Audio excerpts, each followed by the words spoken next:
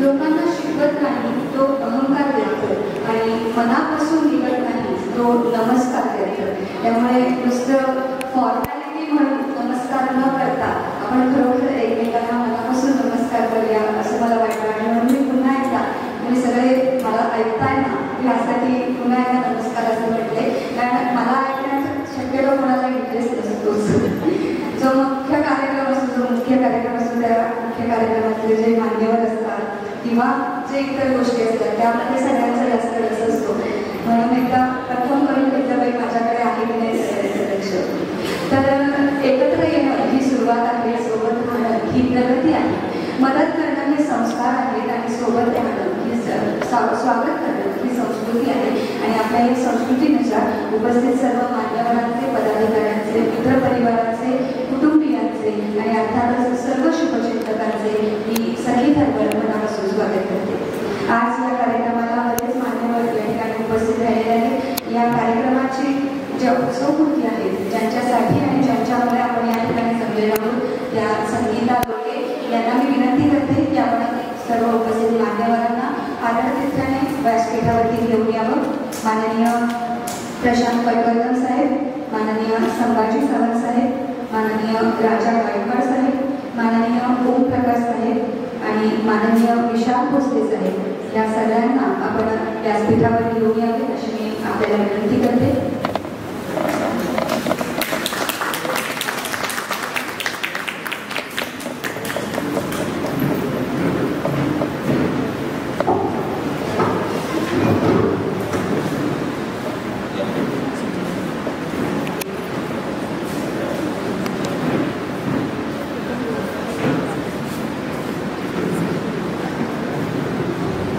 जीवन ज्यांचे अवघे आहे पुरुषार्थाचे तराटमाचे, ज्यांनी आपल्या परिश्रमातून शिखर गाठले कर्तृत्वाचे, कृतज्ञतेतून मोठी येती सहजपणाने भाव मनाचे, शब्दस्वरांनी स्वागत करूया या सोहळ्यातील सर्व मान्यवरांचे.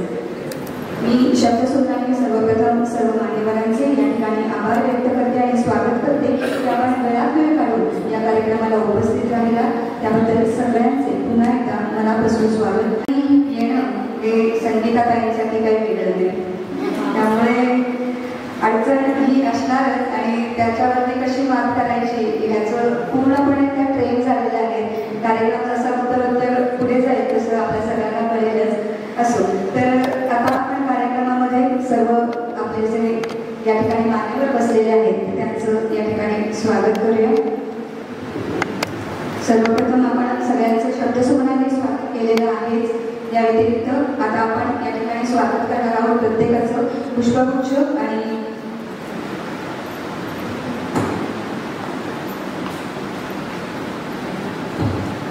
आपण कोकणात आलेलो आहोत. त्यामुळे कोकणामध्ये आल्यानंतर या सीझनला आपण जास्तीत जास्त प्रमाणात आंबे पाहत असतो आणि संगीताताईंच्या मनात हेच आलं की आपले जे मान्यवर येणार आहेत त्यांना पुष्पगुच्छ, शाल, श्रीफळ हे सगळी फॉर्मॅलिटी न करता प्रत्येकाला आपण एक आंब्याची पेटी देऊया आणि या युनिक काढण्यासाठी एकदा जोरदार टाळ्या झाल्या. हे सगळे मान्यवर जे आलेले आहेत या ठिकाणी ते सगळेच कोकणातले नाही आहेत. त्यामुळे कोकणातले जे नसणारे मंडळी असतात त्यांना आंब्याचं जास्त कौतुक असतं कोकणातल्या. त्यामुळे तीच सगळी जाण ठेवून संगीताताईंनी असा निश्चय केला की आपण सर्व मान्यवरांना एक गुलाबाचं फूल आणि एक आंब्याची पेटी अशा प्रकारे स्वरूप ठेवलं आहे त्यांनी त्यांचा सत्कार करण्यासाठी. सर्वप्रथम आपण या ठिकाणी सन्मानित करणार आहोत डॉक्टर ओमप्रकाश शेटे साहेब यांना आणि त्यासाठी मी आमंत्रित करते भीमा पवार साहेब यांना की कृपया आपण आपल्या शुभ हस्ते ओमप्रकाश सर यांना सन्मानित करावे. सरांची ओळख करून देते. सहाय्यक सचिव केंद्रीय आरोग्य व कुटुंब कल्याण मंत्रालय निर्माण भवन नवी दिल्ली ही सरांची फॉर्मल ओळख आहे. त्याचप्रमाणे सर माननीय मुख्यमंत्र्यांचे विशेष कार्यकारी अधिकारी 2015 ते 2019 या दरम्यान राहिलेले आहेत. याच दरम्यान कक्ष प्रमुख मुख्यमंत्री वैद्यकीय सहायता कक्ष, त्याचप्रमाणे धर्मदाय उच्चाधिकार तपासणी समितीचे सदस्य राहिलेले आहेत. महात्मा ज्योतिबा फुले जन आरोग्य योजनेचे ते संचालक राहिलेले आहेत आणि दुर्गम स्थानातील सर्व गोरगरिबांना मदत करण्याचे कार्य हे ते सरांच्या हातून झालेले आहेत. असे हे सर आपल्याला या ठिकाणी लाभलेले आहेत, त्याबद्दल त्यांचे मनपूर्वक आभार या ठिकाणी आपण व्यक्त करणार आहोत. यानंतर आपण स्वागत करणार आहोत राजा गायकवाड सर यांचं आपण या ठिकाणी स्वागत करणार आहोत. डेप्युटी कमिशनर त्यासाठी मी आमंत्रित करते संपदा भोसले मॅडम यांना की कृपया आपण राजा गायकवाड सर यांचं या ठिकाणी स्वागत करावं. Deputy commissioner of state GST गडीवरून या राज्य शासनाचा विनोदी कथा संग्रहासाठीचा श्रीपाद कृष्ण कोल्हटकर हा पुरस्कार त्यांना प्राप्त झालेला आहे. त्याचप्रमाणे ओ साखी साखी हे मध्य या टॅबू समजल्या जाणाऱ्या विषयावरील इत्थंभूत माहिती देणारे पहिले मराठी पुस्तक त्यांचे प्रकाशित झालेले आहे.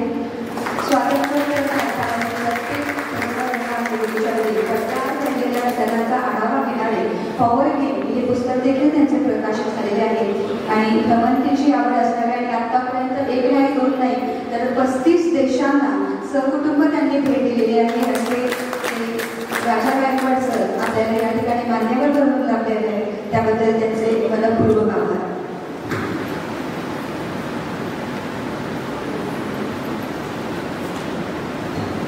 यानंतर आपण सन्मानित करणार आहोत आपल्या चिपळूण नगरीमध्ये सगळ्यांच्याच परिचयाचे असणारे डॉक्टर प्रशांत पटवर्धन सर यांना. आणि त्यासाठी मी आमंत्रित करते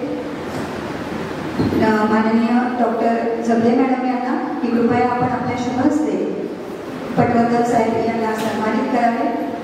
उद्योगपती, पत्रकार, सामाजिक उद्योजक अशी यांची ओळख आहे. त्याचप्रमाणे अखिल भारतीय मराठी नाट्य परिषद शाखा चिपळूणचे ते अध्यक्ष आहेत.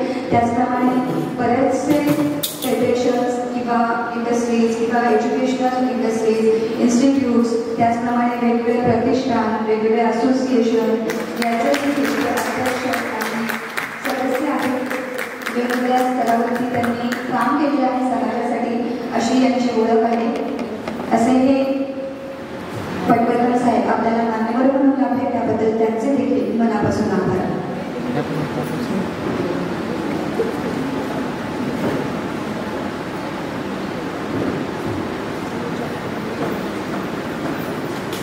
यानंतर नगरपालिकेचे मुख्याधिकारी माननीय विशाल भोसले साहेब यांना आपण सन्मानित करणार आहोत. आणि त्यासाठी मी विनंती करते डॉक्टर गोटकुंडे यांना की कृपया आपण आपल्या शुभ हस्ते भोसले साहेब यांना सन्मानित करावे. आपल्या चिपळूणमध्ये एक प्रसिद्ध असं व्यक्तिमत्व माननीय विशाल भोसले साहेब सन्मानित करत आहोत.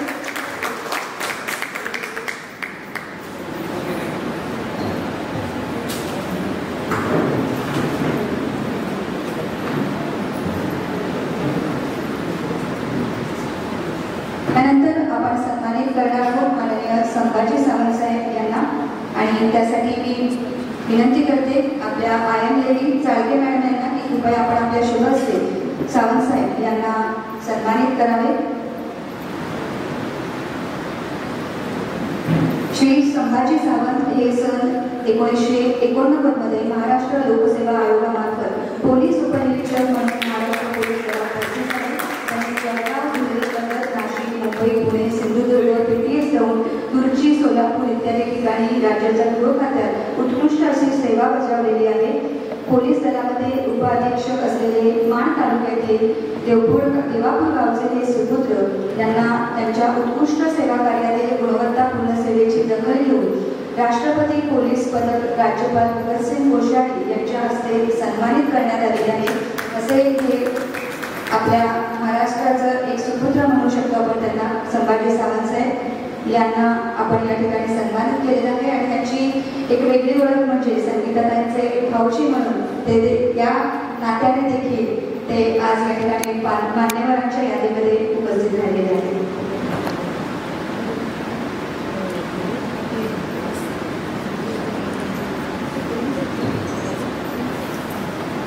यानंतर आपल्या आजच्या उत्सवमूर्ती संगीता लोटे यांना या ठिकाणी सन्मानित करण्यासाठी त्यांच्या बहीण वर्षा सावंत या इथे आलेल्या आहेत. त्यांच्या हस्ते आपण संगीताताईंना देखील सन्मानित करणार आहोत.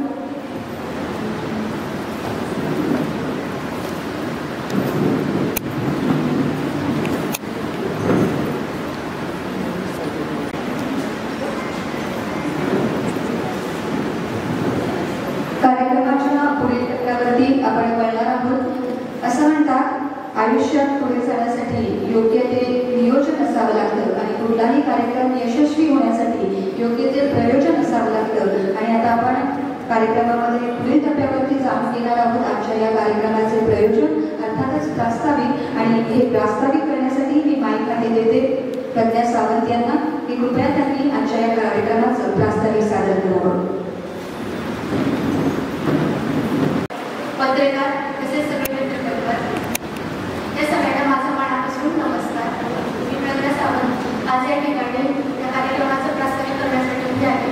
तरी तुम्ही वेळात वेळ काढून सगळ्यांनी आज इथे उपस्थिती दर्शवली आहे. तरी मी तुमच्या सगळ्यांचे मनापासून आभार मानते की तुम्ही मावशीसाठी आज इथे सगळेजण जमले आहात. आणि मावशी म्हणजे संगीता ही जरी माझी मावशी असली नात्याने, तरी ते व्यक्तिमत्व म्हणून किती चांगले हे आपल्या सगळ्यांना माहिती आहे. आणि असंच ती सगळ्यांच्या मनामध्ये घर करून बसलेली आहे. तर लेखिका म्हणून सुद्धा ती सगळ्यांच्या मनामध्ये घर करून बसेल अशी मी आशा करते. आणि तिच्या पुढील वाटचालीस मी तिला मनापासून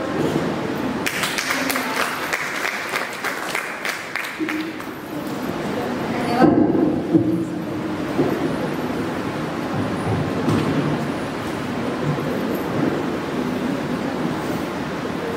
यानंतर जसं आता प्रज्ञा यांनी पण सांगितलं की माझी मावशी ही संगीता लोटे ही कशी आहे हे आपल्याला सगळ्यांना माहिती. संगीता लोटे हे नाव जेव्हा आपण डोक्यामध्ये येतं तेव्हा आपल्याला काय आठवतं, तर एक हसरं व्यक्तिमत्व, एक स्वतःचं जीवन स्वच्छंदीपणे जगणारे एक असफल पाहू, किंवा सगळ्यांना मदत करणारे एक व्यक्तिमत्व, किंवा असं बरेच प्रत्येकाला आपापल्या अनुभवानुसार तुमच्या डोक्यात येत असेल. पण गेल्या काही दिवसांपासून संगीता लोटे हे नाव जेव्हा डोळ्यासमोर येतं, विचारात येतं, तेव्हा एकच येतं, ते म्हणजे पुस्तक. आणि मग पुढचे 2 तास आपण तुम मिले दिल के लिए और जीने को क्या चाहिए हे गाणं मनात गुणगुणत असतो. कारण त्याच्या जोडी या गाण्याचं या पुस्तकाचं शीर्षक आहे प्यार कभी पडता नहीं. तर त्यामुळे हे गाणं आपोआपच आपल्या मनामध्ये रुंजी घालतच असतं. तर लेखिका म्हणून संगीता लोटे पहिल्यांदाच आपल्या सगळ्यांच्या समोर येत आहे. आपण त्यांना व्यक्तिमत्व म्हणून सगळ्याच जणी ओळखतो, सगळ्याच जणांच्या परिचयाच्या आहेत आणि त्यांच्या प्रेमापोटीच आपण आज या ठिकाणी जमलेलो आहोत. पण लेखिका म्हणून संगीता लोटे यांचा काय परिचय आहे आणि तो परिचय करून देण्याची जबाबदारी मी माननीय पटवर्धन सर यांच्यामध्ये सोपवते की कृपया आपण लेखिका संगीता लोटे यांचा परिचय करून द्यावा.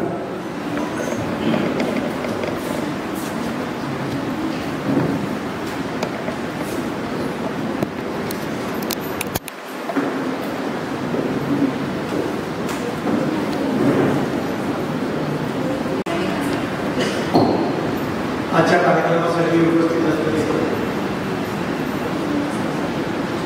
शेट्टे सर, चिपळूण नगरपालिकेचे मुख्याधिकारी भोसले सर,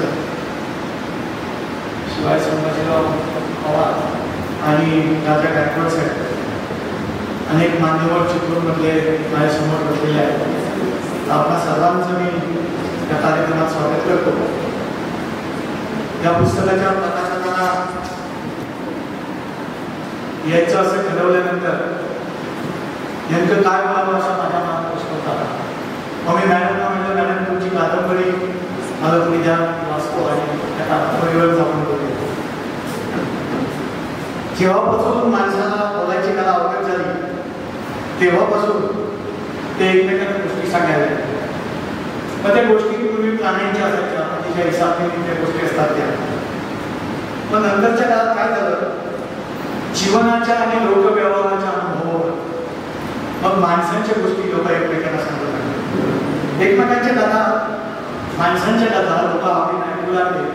आणि म्हणून कथा, लघुकथा, दीर्घकथा आणि कादंबरी हे साहित्य प्रकार सर्वच भाषांमध्ये प्रसिद्ध होऊ लागले. लोटे मॅडमचं आज हे प्रकाशित होणारं पुस्तक म्हणजे त्यांनी त्यांची स्वतःची कथा याच्यामध्ये सांगितली. म्हणजे हे लोटे मॅडमचं आत्मचरित्र आहे का? तर हो, ते आत्मचरित्र. डॉक्टर भागवत लोटे यांचं ते चरित्र आहे का? तर हो, त्यांचं ते चरित्र सुद्धा. म्हणजे काय कोणती व्यक्ती स्वतःच्या बद्दल जेव्हा लिहिते तेव्हा त्याला आत्मचरित्र म्हणतात आणि दुसऱ्याबद्दल जेव्हा लिहितात तेव्हा चरित्र असं म्हणतात. पण नवरा बायकोचं एकत्र असेल तर त्याला काय म्हणतात?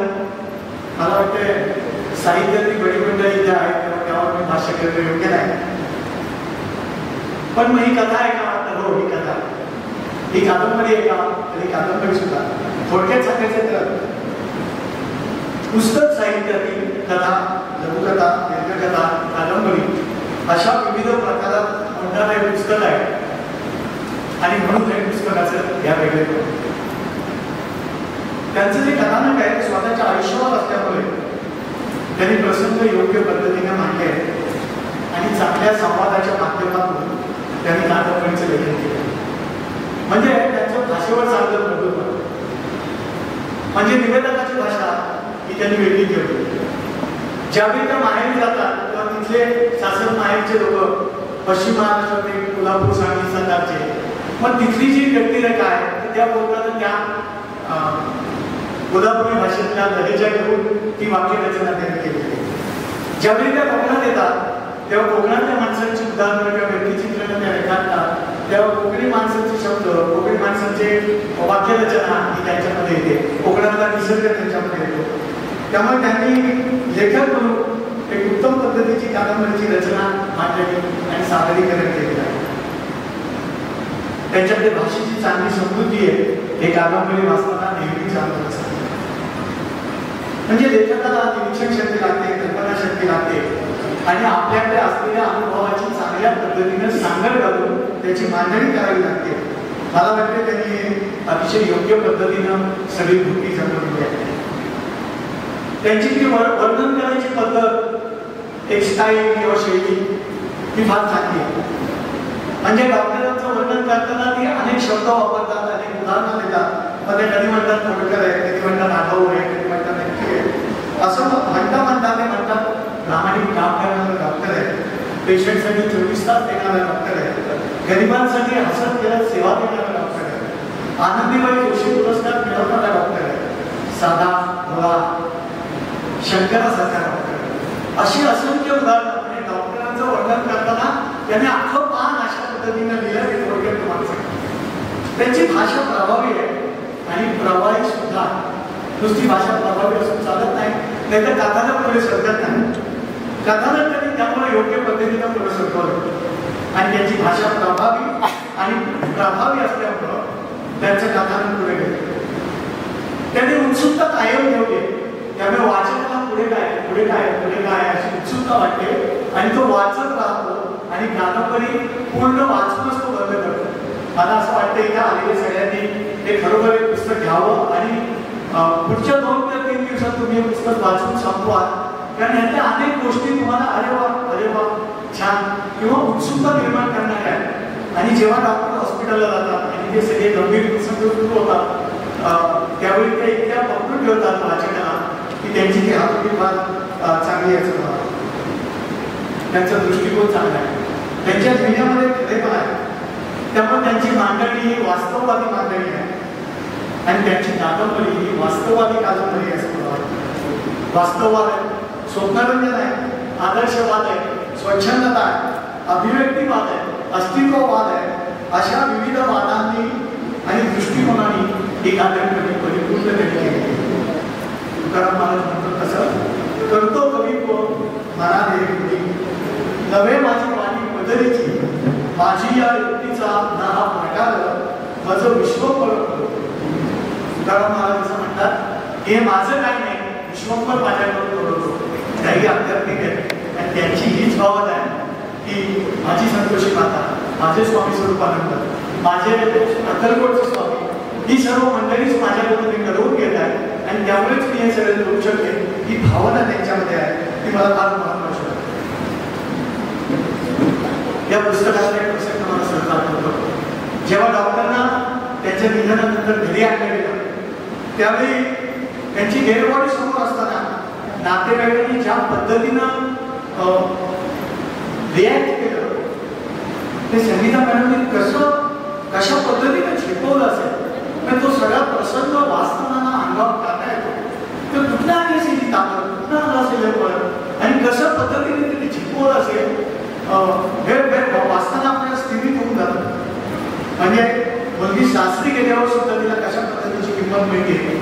हे त्यावेळी आपण विचार करतो खरोखरच आपण पुरोगामी आहोत म्हणजे महाराष्ट्र पुरोगामी आहे असं आपण म्हणतो, पण खरंच स्त्रीला होणारा त्रास, तिच्या होणारे अत्याचार, तिला टॉर्चर केलं जातं, हे खरंच पुरोगामीचं लक्षण आहे का? आणि ज्या क्षणी डॉक्टरांचं निधन झालंय, त्यांची डेड बॉडी समोर आहे, त्या प्रसंगात सुद्धा त्यांना जे सहन करावं लागलं ते दुर्दैवानं कोणाची वाटायला येऊ नये, पण खरोखरच त्यांनी जे काही सहन केलं त्यासाठी त्यांना खरोखर सलाम करायला हवं. ती कादंबरी वाचताना असं म्हणत आलं, ही कथा नेमकी कोणाची आहे? ही कथा आहे संगीता लोखंडेची. ही कथा आहे डॉक्टर भरत लोखंडेची. याशिवाय आरोग्य सेवेत काम करणाऱ्या कर्मचाऱ्यांच्या आर्थिक परिस्थितीची, शासकीय कर्मचाऱ्यांना सुद्धा आरोग्याच्या बाबतीत एवढी उदासीनता सहन करावी लागते, हे खरोखरच आश्चर्यकारक आहे. कर्मचाऱ्यांना पुरेसे वैद्यकीय सहाय्य आपण देऊ शकत नाही, हे वास्तव या कादंबरीच्या माध्यमातून मॅडमनी मांडलंय असं मला वाटतं. मग हॉस्पिटलचा येणारा खर्च, त्यासाठी निधी उभा करण्यासाठी त्यांनी केलेले प्रयत्न, अनेक लोकांनी मदतीचे हात दिले, त्या सगळ्यांच्या प्रती त्यांनी वेळोवेळी वाक्यातून कृतज्ञता व्यक्त केली. मी कोणा एकाचं नाव घेणं म्हणजे दुसरं अन्याय करण्याला होईल, पण ज्यावेळी मोठ्या प्रमाणात लोक त्यांना मदत करत होते, त्याच वेळी सरकारी पातळीवर जी अनास्था सहन करावी लागत होती ती फार संतापजनक आहे. म्हणजे ऍडव्हान्स मिळवण्यासाठी, आपल्याच कंपनीतला ऍडव्हान्स मिळवण्यासाठी त्यांनी घेतलेला त्रास, अग्रिम योजना मिळवण्यासाठी त्यांनी केलेले कष्ट, किंवा पीएफ मिळवण्यासाठी त्यांनी केलेली धडपड, आणि त्यासाठी वेळोवेळी दप्तर दिरंगाईचा त्यांना बसलेला तक्ता, ही सर्व गोष्ट आपल्या सर्वांच्या दृष्टीने लाजिरवाणी आहे असं मला वाटतं. म्हणजे दप्तर दिरंगाई आपण नेहमीच अनुभवत असतो, पण आपल्याच देशातला एक डॉक्टर इतक्या भयंकर आजाराला समोर जात असताना त्यांना सुद्धा दप्तर दिरंगाई सहन करावी लागली, ही फार वाईट आणि खेदाजनक गोष्ट आहे. खरं तर त्यांना काहीच माहीत नव्हतं, मंत्रालय कुठे माहीत नव्हतं, मंत्रालयात कोणाला जाऊन भेटायचं तेही माहीत नव्हतं. त्या एक दिवशी मंत्रालयात गेल्या आणि गेटवर त्यांना आयडेंटिटी कार्ड नाही म्हणून परत पाठवलं गेलं. म्हणजे त्यांची एक ट्रिप, डॉक्टर ऍडमिट आहे तेव्हा त्यांची एक ट्रिप फुकट गेली. मला असं वाटतं की मुख्यमंत्री सहाय्यता निधीच्या माध्यमातून शेट्टी साहेबांनी फार मोठं काम केलं. प्रशासनातला सर्व वाईट अनुभव लोटे मॅडमने अनुभवला, याच्यात एकच आशादायी किरण हा ओमप्रकाश शेट्टी साहेबांचा होता. आणि ओमप्रकाश शेट्टी साहेबांनी मुख्यमंत्री सहाय्यता निधीच्या माध्यमातून फार मोठं काम 5 वर्षामध्ये केलं, ते आपले अनुभव आहे. पण ते साधं मजल्यावर बसायचे, आता ते ऑफिस 7व्या मजल्यावर गेले. मला तर वाटतं मुख्यमंत्री सहाय्यता निधीचं ऑफिस हे वॉचमन केबिनच्या बाजूला असलं पाहिजे मंत्रालयाच्या, कारण एक बस मिळून मंत्रालयात जाणं हे आम्ही नेहमी जाणाऱ्या लोकांना किती त्रासदायक आहे. मग अशी एखादी महिला की जी संकटात आहे आणि जी आयुष्यात मंत्रालयात कधी गेलेली नव्हती, तर तिला ते कसं सहन करावं लागलं असेल. मॅडमने शेट्टी साहेबांबद्दल खूप छान लिहिलंय आणि त्यांनी फार चांगला सपोर्ट केला, त्याबद्दल मी साऱ्या चिपळूणकरांच्या वतीनं शेट्टी साहेबांना मनापासून धन्यवाद. नारी शक्ती म्हणजे काय आपण नेहमी चर्चा करत असतो, पण प्रतिकूल परिस्थितीमध्ये कोणतीही माहिती नसताना खंबीरपणे उभी राहून आपल्या पतीशी धारा देणारी नारी हे एक स्त्री शक्तीचं उदाहरण आहे. एवढी ताकद, एवढं बळ, एवढी हिंमत कुठे नाही. हा प्रश्न संपूर्ण कादंबरी वाचताना माझ्या मनात होता. संगीता लोखंडे याला सलाम करतो. गरिबांचा डॉक्टर अशी प्रतिमा असलेला आणि गरिबांसाठी काम करणारा एक डॉक्टर, आरोग्य सेवा चांगली पद्धतीने मिळाली नाही म्हणून इच्छा मनाची मागणी करतो. हे विधायक सत्य सुधारण्यासाठी आपण एक करणारच केले, हे विचार करण्याची वेळ मला वाटतं आपली. संगीता लोखंडे यांनी लेखिका म्हणून एक उत्तम कादंबरी मराठी साहित्य विश्वाला दिलेली आहे, त्यासाठी त्यांचं मी मनापासून अभिनंदन करतो. यापुढेही त्यांनी असंच लिहित राहावं, दिसा माझी काहीतरी लिहावं आणि काही वाचित जावं या वतीप्रमाणे यापुढेही त्या लिहित्या राहतील. आणि कोकणातला सगळं माणसं वेगवेगळ्या कथांच्या कादंबरीच्या माध्यमातून मराठी साहित्यात नवनवं विश्व निर्माण करतील, अशा प्रकारची मी त्यांना विनंती करतो आणि शुभेच्छा देतो, त्यांचं अभिनंदन करून थांबतो. जय हिंद, जय महाराष्ट्र. अतिशय सुंदररित्या आपण या ठिकाणी लेखिका संगीता लोटे यांचा परिचय करून दिला. कारण आम्हाला सगळ्यांना आमची मैत्रीण संगीता एवढंच माहिती होतं, मात्र लेखिका म्हणून त्या कशा आहेत हे तुम्ही आता ज्या पद्धतीने सांगितलं ते खरंच खूप छान होतं. या ठिकाणी आपल्या या कार्यक्रमाला आवर्जून उपस्थित राहिलेले सह्याद्री पॉलिटेक्निकल कॉलेजचे प्रिन्सिपल माननीय योगेश भोसले साहेब यांना देखील मी व्यासपीठावर येण्याची विनंती करते. आपण वेळात वेळ काढून या ठिकाणी आवर्जून उपस्थित राहिला त्याबद्दल आपले देखील मनापासून आभार.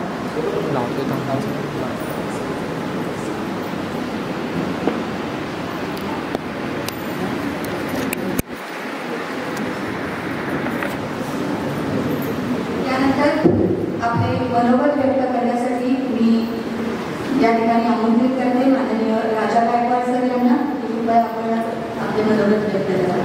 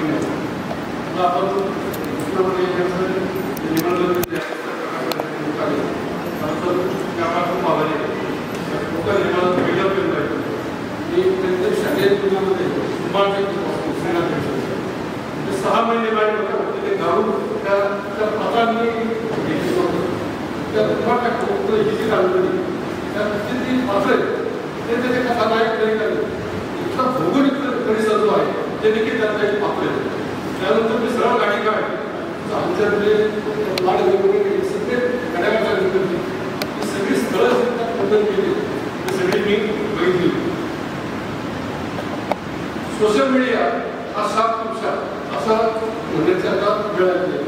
सात दिवस आहे की त्याचे छोटे फार माझ्या आणि संगीताकडून की फेसबुकच्या माध्यमातून त्यामुळे मला त्याच्याबद्दल बोलायला आवडतं की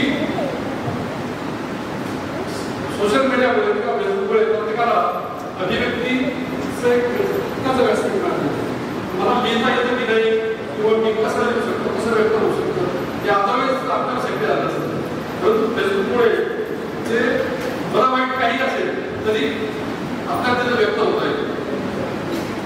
फेसबुकच्या देखील एक सायकॉलॉजी मी अभ्यास केला होता. ते सायकॉलॉजी असेल किंवा सॉक्रेटिस किंवा विवेकानंदांची प्रश्न जर त्यात टाकले तर मध्ये वाचायला लोकांना सुरसुरीत लागतं, खमंग लागतं, वॉसिबिंग लागतं, ते ह्युमन टेबल्स.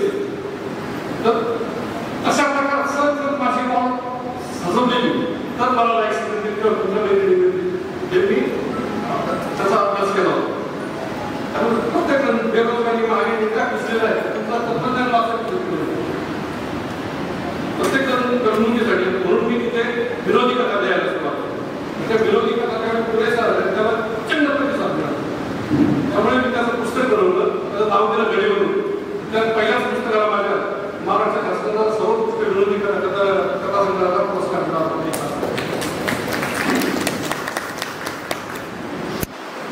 लोकांना सुरसुरीत वाचायला आवडतं, पॉसिबिंग करायला आवडतं.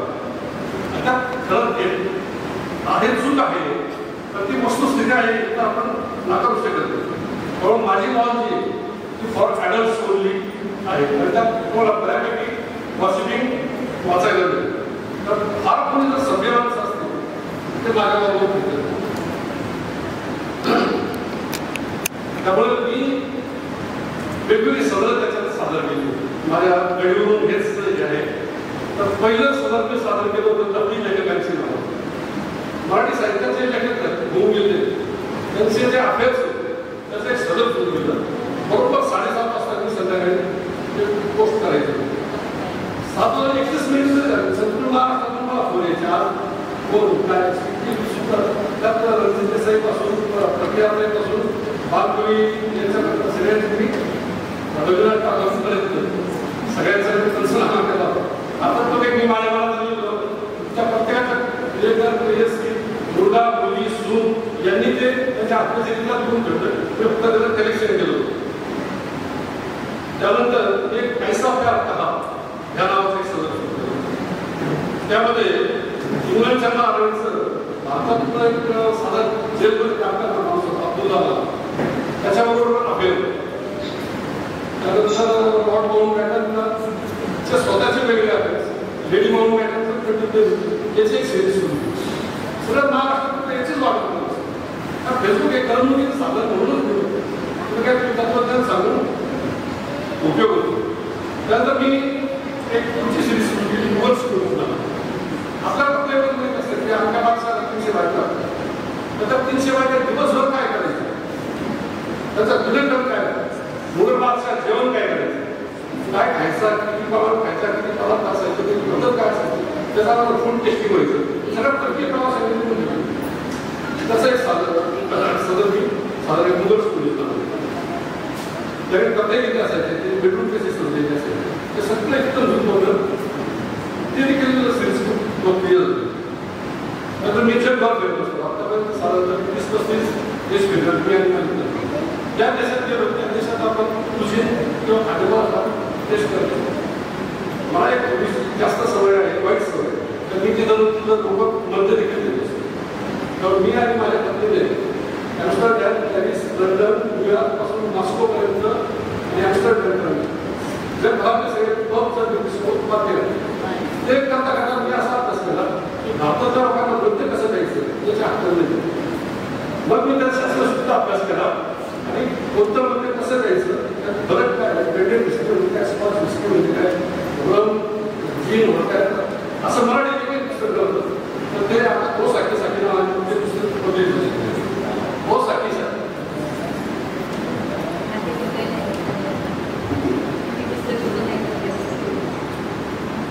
सगळ्यात मुद्दा असा आहे का फेसबुकने अजिबात शक्यता नसलेल्या अशा अनेक लेखकांना जन्म दिला त्यापैकी एक म्हणजे संगीता मॅडम त्यांचा लेखक म्हणून देखील फेसबुकमुळे झाला ते पुस्तक मी वाचलंय त्यांची कहाणी एका चित्रपटाचं नाव होते की ते ठरावलं काय त्यात रोमांस आहे संघर्ष आहे नाट्य आहे त्यांनी प्रेम तर केले परंतु उत्तरार्धात त्यांच्या पतीच्या आजारपणात तो संघर्ष केला तो केवळ अद्भुत आहे आणि हे सर्व मनातून आतून आलेलं असतं त्याला अलंकारिक भाषेची गरज असते ते श्रेष्ठ कोणती लिहिलंय की ते आपल्या मनाला भेटतं त्यामुळे ही कादंबरी प्रेम कथा किंवा संघर्ष कथा मराठी साहित्यात ढवळा मारला याबद्दल माझ्या मनात अजिबात शंका नाही मोठ्या इंजिनियरने एक पुस्तक लिहून काढलं त्याबद्दल त्यांचं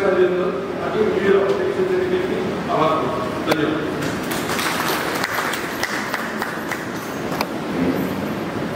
गेलेले क्षण ते आठवणी देऊन जातात. काही माणसं शब्दातून जगण्याचं सार देऊन जातात तर काही माणसं विचारातून जीवनाला आकार देऊन जातात. आणि सरांचे जे विचार आहे सरांचं जे असणं आहे ते संगीताताईंच्या जीवनाला कशा पद्धतीने आकार दिले गेलेले आहे हे त्यांनी त्यांच्या एका स्पेशल अशा सरांवरती FB पोस्ट केलेले आहे. त्यातून आपण सगळ्यांनी जाणलं की सरांनी किती पावलोपावली त्यांना मदत केली. हे सगळं जो त्यांचा लेखिका म्हणून जो प्रवास आहे तो पूर्ण होणार.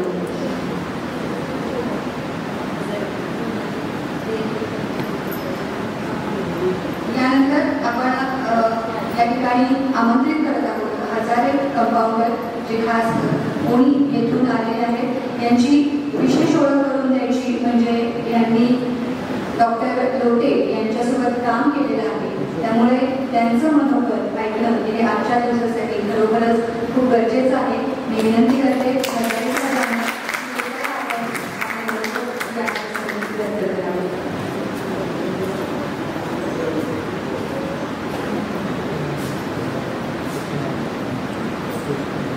व्यासपीठावरील सर्व मान्यवर उपस्थित सर्व आपण या ठिकाणी ते पुस्तक प्रकाशन सोहळ्यासाठी खरंच पुस्तक प्रकाशनाचा सोहळा जरी असला तर डॉक्टर लोटेच्या बाबतीत आमच्या मनात काय होतं काय डॉक्टर लोटे काय होतं हे जवळ 9 वर्ष आहे. कारण मी स्वतः फार्मासिस्ट आणि माझी मिसेस आरोग्य सेविका आम्ही कोणी 93 ते 2001 पर्यंत एकत्र होतो. डॉक्टर म्हणून त्यांना तिथं अक्षरशः मुली देव समजायचे. कारण 2 एरिया असा आहे पूर्वी समाज अशिक्षित एरिया आणि मोगरा एरिया ते काम करायचे. रोज 100 ते 150 कमीत कमी पेशंट सकाळी 9 ते दुपारी 2 वाजेपर्यंत, रात्री 1 वाजता 2 वाजता. त्या PSCला आजपर्यंत इतिहास आहे. एवढी PSCच्या त्या डिलिव्हरी एवढ्या होत्या की महिन्याला 15 ते 20 डिलिव्हरीज कमीत कमी असायच्या. आणि तालुक्यात 1 नंबर ओपीडी घेतं त्या PSCला सांगायचं. डॉक्टर लोंढे एवढं होतं की कितीही वाजता कुठलाही पेशंट कधी होते, जे जर ते सर्व सहकार्य करतात. मॅडम आणि सर आणि खूप जवळ आता आम्ही क्वार्टर्समध्ये एकत्रच राहतो. ते फार लांब असं काहीच नव्हतं. PSC क्वार्टर्स हा एरिया म्हणजे असं एका घराच्या कंपाऊंडात असल्यासारखं होतं. त्यामुळे त्यांचा संसार जो चालला होता तो सगळाच होत होतो. पण त्या संसारात एवढं वर्ष गेले मधल्या एवढ्या ह्याच्यावर इन्सिडेंट घडलेले काही खूप प्रसंग त्याच्यावर येऊन गेले. त्याच्या मुलाच्या बाबतीत त्याच्यानंतर विश्राच्या बाबतीमध्ये ते याला चालले होते, परीक्षेला चालले होते, त्यावेळी इन्सिडेंट घडला. त्यावेळी जीवाची झाली म्हणजे अक्षर एवढी धारणा झाली होती त्यावेळी की काही करा, आपण गाडी करा तुम्ही.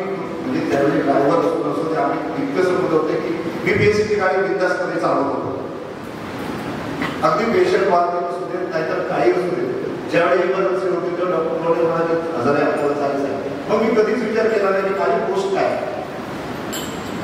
मला गाडीचा मध्ये 2 तासावर जायचं सगळं होतं. मी अगदी आता नावं घेत नाही DFUची खूप परवानगी होती मला की तुम्ही हे बसायचं जेवढं करायचं आहे किती करतो. आणि त्यावेळी अक्षरशः गाडीवर आम्ही महाडपर्यंत गेलो. प्रत्येक PSC आणि प्रत्येक रस्त्यावरचं हॉस्पिटल तिथे कुठं असतील काय असेल एवढा प्रॉब्लेम झाला. नेमका काय झाला हे घ्यायला त्या पूर्णपणे तत्त्वेने एवढं वाटलं होतं की नेमकं काय झालंय कुठं आहे हेच कळत सांगतात. रात्री 3-3:30 वाजता जेवढं परत गेलो शोधत कुठे भेटाही सकाळी ते वेळ आलेच होणार. त्याची तब्येत झाली तर आलेच होणार. पण त्यावेळी जो काय याची परिस्थिती झाली होती खूप अगदी हे होती. त्यानंतर मुलाच्या इन्सिडेंट घडल्यानंतर आम्ही ती काय डॉक्टर केली होती हॉस्पिटलला झाल्यानंतर ते केलं. पण हा समजा संघर्ष प्रत्येकाला करावा लागतो, त्यालाही तो करावा लागतो. डॉक्टर लोढेच्या म्हटलं तर डॉक्टर लोढेच्या म्हणजे त्याचा आजारी झाले वगैरे आम्हाला थोडंफार कळलं होतं. प्रतिभा आम्ही पोट करतो कशी आहे तब्येत आतापर्यंत ऑपरेशन झालं. कारण त्या माणसाला असं काय व्हावं म्हणजे काहीच नव्हतं त्या माणसाकडे. असं की त्याच्यात कुठलं व्यसन नाही काय नाही त्या माणसाला असं काय व्हावं ते आम्हाला खूप आहे. आणि बरं वाटतं नंतर माहिती तुमच्या दुसरे माणसाचं शिंके पण होते त्यांच्याकडून कळलं की असं असं प्रॉब्लेम आहे आणि मेजर वाटतं तुझा दिवस तर बरं होतं. मग काय प्रश्न तुम्हाला वाटतं की सध्या मला की नाही आपण केलं पाहिजे असं तर असेल आपण केलं पाहिजे. गेलो मग मुकेश हॉस्पिटल सर ॲडमिट होते. सर भेटायला जाऊन मॅडम त्यावेळी पैशासाठी तडजोडीसाठी मुख्यमंत्री पैशाने गेले होते. प्रतिक्रिया होता सरांकडे गेल्यानंतर तात्काळ आपल्याला मला ओळखलं भेटले अगदी गडबड होते. म्हणजे आम्हाला ते बोलताना असं वाटलं होतं की त्या माणसाचं काही लगेच होईल असं वाटलंही नव्हतं. आणि दुर्दैवाने गीतांना संध्याकाळी बाहेर पडून दुसऱ्या दिवशी मुंबईचा एका प्रवासात निघालो ते वाटेतच होता. खूप वाईट वाटतं. कारण अशा माणसं म्हणजे देव एवढा होऊ नये अशा माणसं ज्याने खूप लोकांचे संसार वाचवले, खूप लोकांना म्हणजे मुलांना जन्म देण्यासाठी प्रयत्न केले, म्हणजे डिलिव्हरीज करताना प्रयत्न केले, जीव वाचवण्यासाठी त्याच्यापाशी मला हे यावं हे निश्चित आम्हालाही वाटलं. पण त्याच्यानंतर एक वाटतं की त्याचा प्रोसिजर गेला सगळं वेळ गेली. पण त्यानंतर मोठे मॅडम कधी लेखिका होती असं मात्र नाही. संघर्ष आहे त्याने काय लिहिलंय काय मी अकाला तर काय वाचले नाही. निश्चितच त्याच्या कानावर त्यांच्याबद्दल असणार का त्याचं खूप प्रेम होतं त्यांच्यावर. आणि त्या वागत होत्या माझ्या आयुष्यात जगत होत्या त्यांचा तो स्वभाव होता म्हणजे प्रेम बॅग जगणारे स्वभाव होता. आम्ही तिथं 9 वर्ष होता नाही बघितलं जवळ. आता त्यांनी त्याच्या कानावर काय काय लिहिलं ते वाचेल. पण खरंच एक आश्चर्य वाटतं की त्या ज्या मोठ्या मॅडम आम्ही संसारात गुंतलेल्या बघितल्या त्या लेखिका करतात.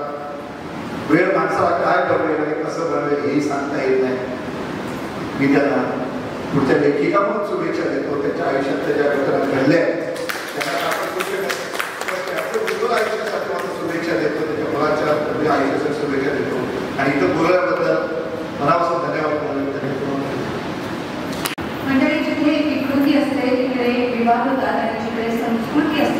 संवाद होतात आणि यापुढे आपल्याशी संवाद साधण्यासाठी मी माईक हाती घेण्याची विनंती करते ते संभाजी सावंत साहेब यांना. कृपया आपण आपले निरोप व्यक्त करा.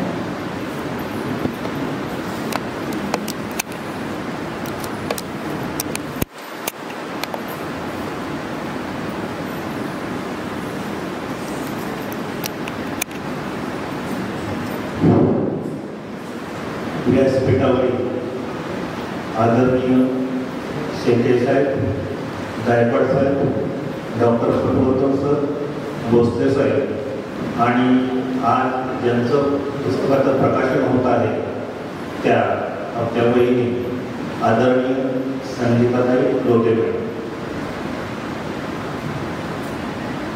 जे पुस्तक आपण वाचलेलं आहे त्या पुस्तकामध्ये बरेच पात्र आहेत, व्यक्ती आहेत. त्या व्यक्तींचा माझा जवळचा संबंध आलेला आहे आणि आता सुद्धा आहे.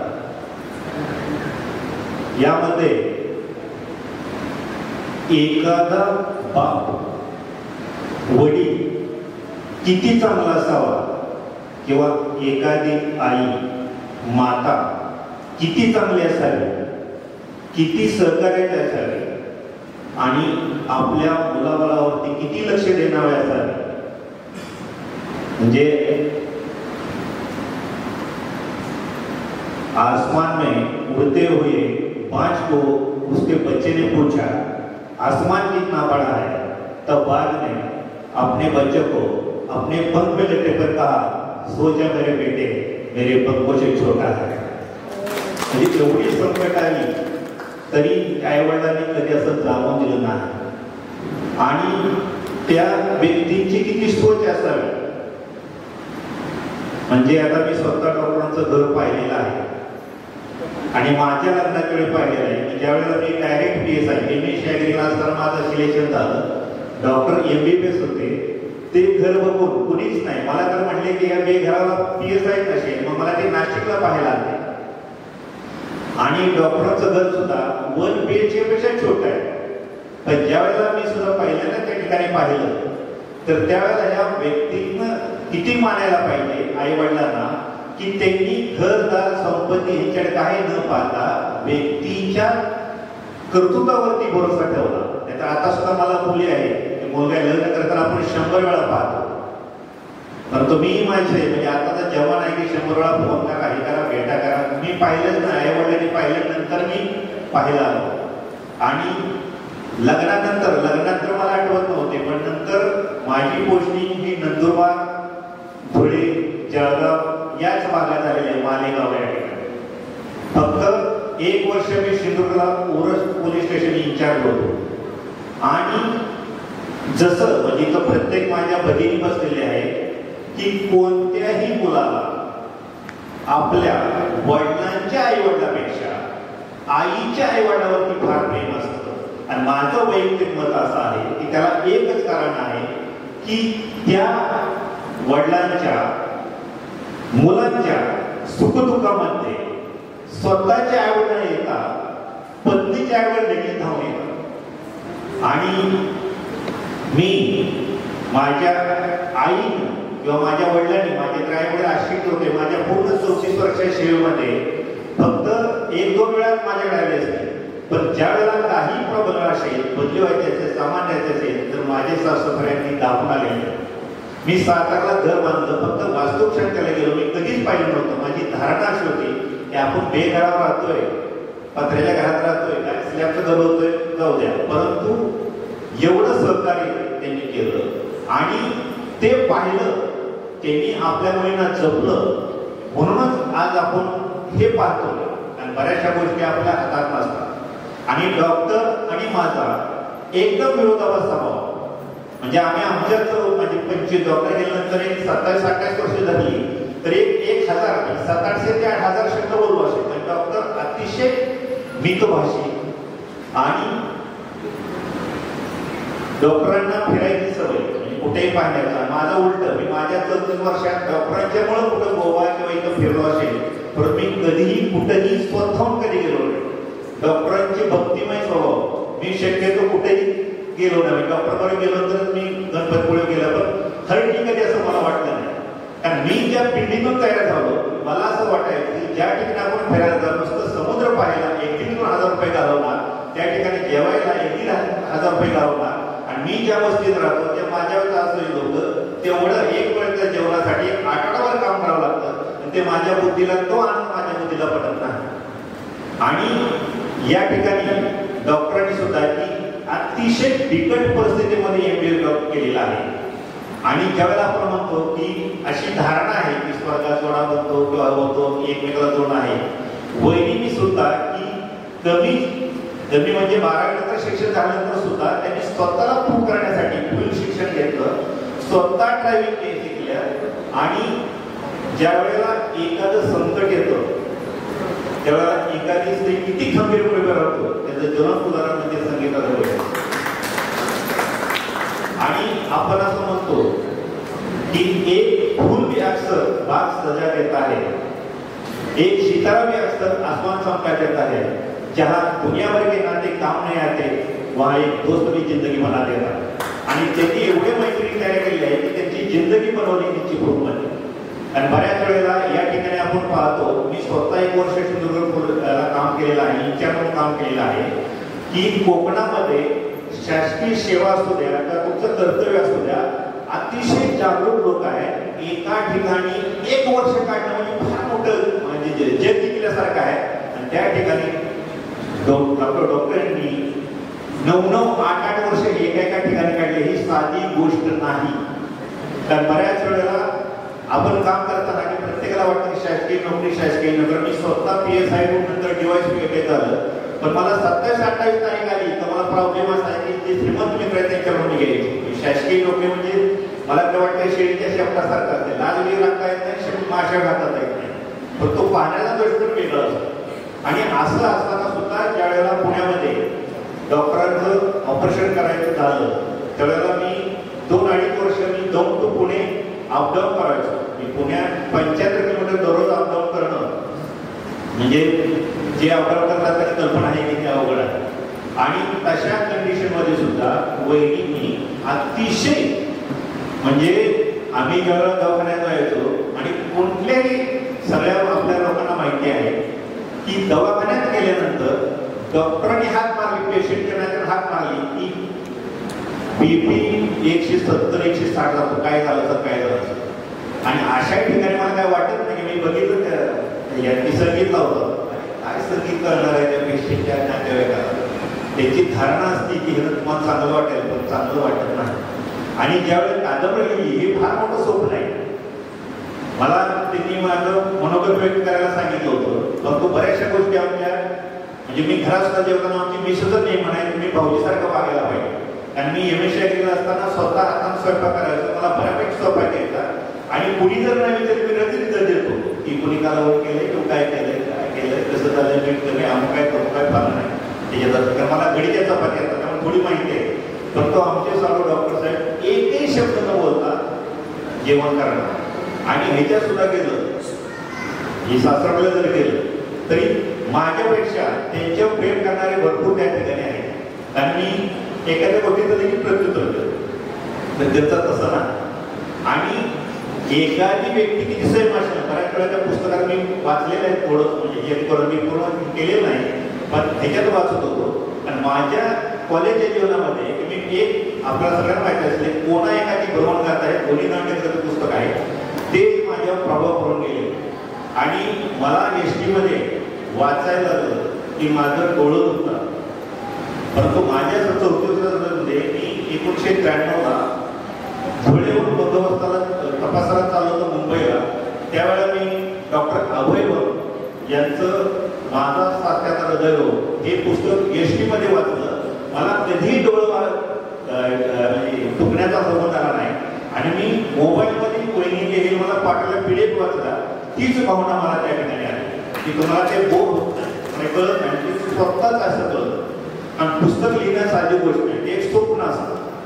अपने सपने में ये मुझे बताओ तकलीफ कितनी बड़ी है, अपने तकलीफ को ये बताओ कि सपना कितना बड़ा है. आणि त्यांच्या तकलीफात मी त्यांनी सांगितलं होतं की माझं स्वप्न किती मोठं आहे.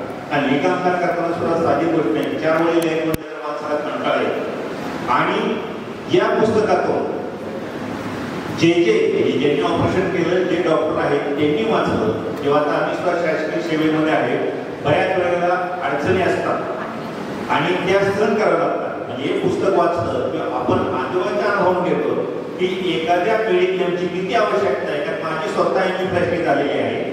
ज्यावेळेला मला संकटमध्ये त्रास झाला त्यावेळेला माझ्या पोटामध्ये इंजेक्शन घेऊन माझ्या जिभेखाली गोळे आणि माझे विशेषाने मी ॲम्ब्युलन्सनं नाशिकला गेलो होतो. त्या ठिकाणी माझ्या ॲम्ब्युलन्समध्ये आपलं आणि माझी एंजिओप्लास्टी झाल्यानंतर माझं तर पोलिसवाल्या कुटुंब योजनेमध्ये झालं, मला काय खर्च झाला. पण त्यावेळेला मला जाणवलं की ही आरोग्य कुटुंब योजना किंवा मेडिक्लेम असणं किती गरजेचं आहे. कारण माणसाच्या आयुष्य जगत असताना, आता मी रिटायरमेंट सेवानिवृत्त झालेला माणूस आहे, की जेवणासाठी काही गरज येत नाही. ज्यावेळी एखादी व्यक्ती आजारी पडते तर त्यावेळेला त्याची जिंदगी जाते. म्हणजे आपण म्हणतो की घर पाहावे पाहून लग्न करावे पाहून, पण ह्याच्यापेक्षा आजारी पडल्यानंतर ह्या दोन्ही म्हणींना ते मागं पडतं. इतका ते खर्चाची मोठी बाब आहे. आणि असं असताना सुद्धा की शेटे साहेबांनी अतिशय चांगली मदत केली आणि अशा वेळी जी मदत असते ती खरी मदत असते. कारण बऱ्याच वेळा आपण पाहतो की दवाखान्यामध्ये पेशंट आजार असतो, पेशंट तर एकदम मी सुद्धा ऍडमिट होतो की इतर लोकांना इतका त्रास असतो, त्या लोकांना भेट येणाऱ्या लोकांना किंवा त्या ठिकाणी ह्याच्यासाठी येणाऱ्या लोकांना सेवा देतं, ते सुद्धा फार महत्वाचं काम असतं. आणि माझ्या स्वतःच्या अनुभवावरून सांगतो की माझ्या आईवडिलांपेक्षा माझी आई एक्सपर्ट झाली, माझे वडील एक्सपर्ट झाले, माझ्या मुलाबाळाने पत्नीनं की माझ्या मुलांनी सुद्धा की माझ्या सासूबाईंना, माझ्या सासऱ्यांना आणि भाऊजी जे आमचे सावू यांच्यासाठी प्रचंड मेहनत घेतलेली आहे. आणि ही मेहनत हे बहिणीचा स्वभाव सर्व लोकांना धरून ठेवणं याच्यामुळेच होते. कारण चिपळूण सुद्धा ठिकाणी जे शासकीय लोक असतील त्यांना माहिती असेल. आता भोसले साहेब आहे, तुम्हाला सुद्धा वाटायचं सिंधुदुर्ग लय भारी झाडे बिडी काय ते, पण ते फिरायला ठीक आहे, नोकरीला कामच मिळतो तुमचा. नोकरी करत असताना किती अलर्ट राहावं लागतं हे ते नोकरी करताना कळतं. आणि अशाच ठिकाणी सुद्धा की वहिनींनी त्यांची इकडची लोक इतकी लोक जोडलेली आहेत की त्यांच्या राहत्या गावी किंवा सासऱ्याच्या गावी जेवढे लोक सहकार्य करत नसतील तेवढे तिथं सहकार्य. आणि त्यांना किंवा जयला म्हणा प्रतीकला म्हणा की त्यांना जर विचारलं तर ते गाव, आता माझं गाव मूळ गाव खवासपूर आहे, कधी सांगेल माझं गाव मूळ खवासपूर आहे. पण त्याच्यानंतर मी शिक्षणासाठी सातारा जिल्ह्यात आलो, जेव्हा मसवड जेव्हा त्या ठिकाणी माझं 12 शहरीत झालं, BSc पुण्यात झालं, MSc लाहोरीला होतो. तर मी सांगेल देवा, पण हे लोकांनी इतकं प्रेम दिलंय की हे चांगलं वाईट सांगणारच नाही की आमच्या गावचे पूर्ण म्हणते. एवढे या लोकांनी प्रेम दिलेलं आहे आणि ही भावना चिपळूणकरांनी जपून ठेवली, त्याबद्दल मी अतिशय चिपळूणकरांचा ऋणी आहे. आणि हे पुस्तक वाचून कमसे कम डॉक्टर लोकांनी हे पाहताना की ज्यांना एखादा मनुष्य वाचल्यानंतर पैसे देताना सुद्धा काय वाटत नाही, पण बऱ्याच वेळा अनुभव होतो की महत् प्रयासाने, याचा जो कोण सांगतात ते महत् प्रयासाने डॉक्टरांनी पेशंटला वाचवलं. आणि ज्या वेळेला बिल सांगितलं तेव्हा पेशंट अटॅक नाही. जे तिथं थोडा तरी विचार, थोडा जर वाचला असेल लोक देतात, थोडी तरी सहानुभूती हे पुस्तक वाचल्यावर डॉक्टर लोकांनी केली थोडं फी मध्ये किंवा प्रिन्सिएशन मध्ये, तरी या पुस्तकाचा यश आहे असं मी समजेन. या ठिकाणी मला मनोरंजन करण्याची संधी दिली त्याबद्दल मी संगीताई, वहिनी लोटे आणि सर्व व्यासपीठांचा आभार आहे. जय हिंद, जय महाराष्ट्र, जय भारत.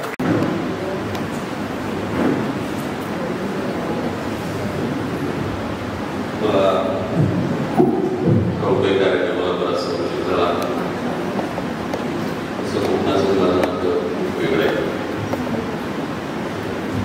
बायकोनी परवानगी म्हटली की मला कार्यक्रमाला जाता येत नाही, कारण इलेक्शनचं कॅम्पेनची काही जबाबदाऱ्या माझ्यावरती.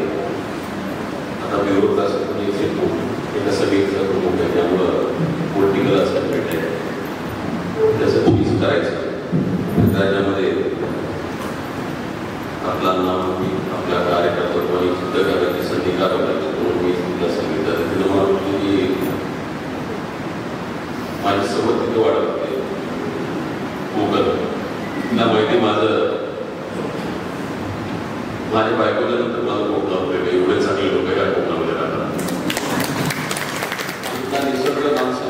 करण्याची प्रेरणा देतो. मला ज्याच्या वेळेस सगळ्यात जास्त मोठं होतं ना त्याच्या वेळेस शिक्षण संस्थेचे अध्यक्ष आहेत आणि शून्यातून विश्वविद्यालयामध्ये एक कुली असलेला माणूस यांनी त्या ताकदीनं लढलेले आणि रेल्वेमध्ये कुली असलेला माणूस आज तो बॅरिस्टर शिक्षण संस्थेचा अध्यक्ष आणि काहीतरी अशी इन्सिडन्स घडली त्यांची माझा परिचय झाला आणि मैत्रीमध्ये रूपांतर झालं. मी जेव्हा होता तेव्हा मी इथे असतात माझ्यावरती नजरे होतात मी काय काय बघितलं फोटोग्राफी माझ्या बायकोला सगळं सांगतात. मला ज्याच्या वेळेस दुःख होतं त्याच्या वेळेस मी समुद्राच्या काठावरती ह्या कोकणातून ते दुःख त्याला अर्पित करतो आणि ताकदीनं महाराष्ट्रात करतो. एवढी ताकद आहे आपण आजच्या पुस्तक प्रकाशन म्हणता येईल विमोचन म्हणता येईल परंतु त्या मी लागणार नाही. सकाळी मी दररोज या कार्यक्रमात जातो माझी ब्रॉडकास्ट लिस्ट आहे. आमच्यावर प्रेम जास्त असल्यामुळे 5286 महाराष्ट्राच्या ग्रुपमध्ये आमचा नंबर येऊन ऐकत असते त्याच्यावरती दररोज अपडेट असते माझ्या कार्यक्रम मी पाठवून दिलं. आज बहुत रोमॅन्टिक दिलेलं आहे.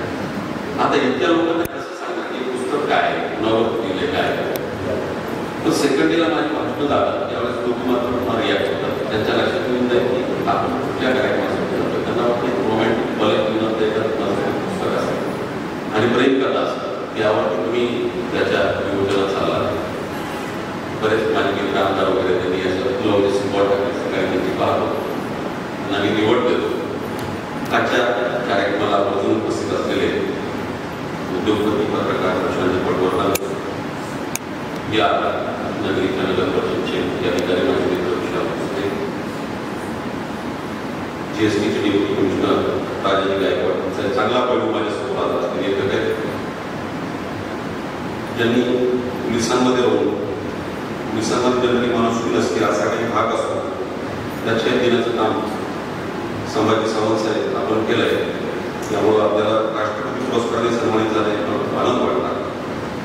माझे मित्र उमेशजी गाळवणकर बॅरिस्टर नाथ संस्थेचे अध्यक्ष माझ्या समेत आलेले बडोजी खाडेकर आणि मी खास त्यांचा उल्लेख करेल असे त्यांना कंपाऊंडर म्हणता येणार नाही कारण प्रॅक्टिकली ती माणसं एवढी स्किलफुल असतात नवीन लोकांपेक्षा हजारपर्यंत त्यांना ज्ञान असण्याचे हजार आहेत. कारण मेडिकल क्षेत्रामध्ये काम करत असताना अशी माणसं फार दुर्मिळ असतात. मी स्वार्थ आणि परमार्थ दोन्ही गोष्टी पाहिल्या. त्याला माहिती होतं की इथं येण्याच्यापूर्वी मला हॉस्पिटलमध्ये या जिल्ह्याच्या ओळख कंडक्ट चालू होता. माझी 20 जिल्हे करून झालं. नोव्हेंबरमध्ये माझी ऑर्डर झाली. 20 जिल्ह्यांचा आढावा घेत असताना प्रत्येक जिल्ह्यात 2-3 दिवस झालं. प्रॅक्टिकली रूट लेवलला जो खऱ्या लोकांच्या अडचणी काय त्याच्यावरती डॉक्युमेंट्स तयार शासनाला सादर करून त्यावरती स्कीम किंवा जी शासन निर्णय यासाठी प्रचंड मेहनत घ्यावं लागते. आणि ती मेहनत घेत असताना लाखो किलोमीटरचा प्रवास करून सिंधुदुर्गची माझी बैठक झाली होती ती राहिली होती आणि पुढं कंडक्ट चालू होतो वाला त्याच्यामुळे थोडासा उशीर झाला आणि त्यावरती आत्ता जो मुद्दा उपस्थित झाला की पुस्तकामध्ये मेन्शन आहे की आधी मिळवणं किंवा डॉक्टर भारत दोटेंना वाटलं की कर्मचाऱ्यांना आपण पाहिजे तेव्हा एक डीए असू द्या किंवा डीए असू द्या सगळ्या गोष्टी देऊ शकत नाही आणि सरकारचा पगार मिळतो. त्यावेळेस कुठेतरी त्या मीटिंगमध्ये असा प्रश्न उपस्थित राहिली बरीच डॉक्टर उत्सुक नसतात कारण 17-20,000 कोण काम करायला लागतं. एक डॉक्टर पर डे 1 लाख पुस्तक 25-25 लाख 50,000 लाख प्रत्येक डॉक्टरचं इंटेन्शन केलं असतं की पैसा कमावं पण किमान उपजीविका चालण्यापुरता चांगला पगार त्याला असला पाहिजे. तो काही लाखाच्या घरामध्ये असला पाहिजे. मी त्यांना म्हटलं की परमेश्वरापासून प्रार्थना कर की माझं विजन वापरण्याची संधी परमेश्वराने माझ्या बहिणीच्या आशीर्वादाने मला राज्याला लवकरच लाभो आणि त्या विजनच्या माध्यमातून प्रॅक्टिकली होताना वैद्यकीय क्षेत्रातल्या तज्ज्ञांनी ग्रामीण भागामध्ये विद्यार्थी इंटरनेट त्याच्यामध्ये काम करत असताना त्यांना एक वेगळा ग्रेड असतात स्किल असला पाहिजे आणि तो का नजरअंदाज केला तुम्हाला माहीत नाही परंतु भविष्यात मी त्याच्यावरती काम करणार आहे. म्हणजे पुस्तकाचा दुसरा पाठ हा असेल या पुस्तकाच्या प्रकाशनाच्या वेळेस या क्षेत्रामध्ये त्याचा पाया रचला गेला या आजच्या कार्यक्रमाची गाभा असावा. खरं म्हणजे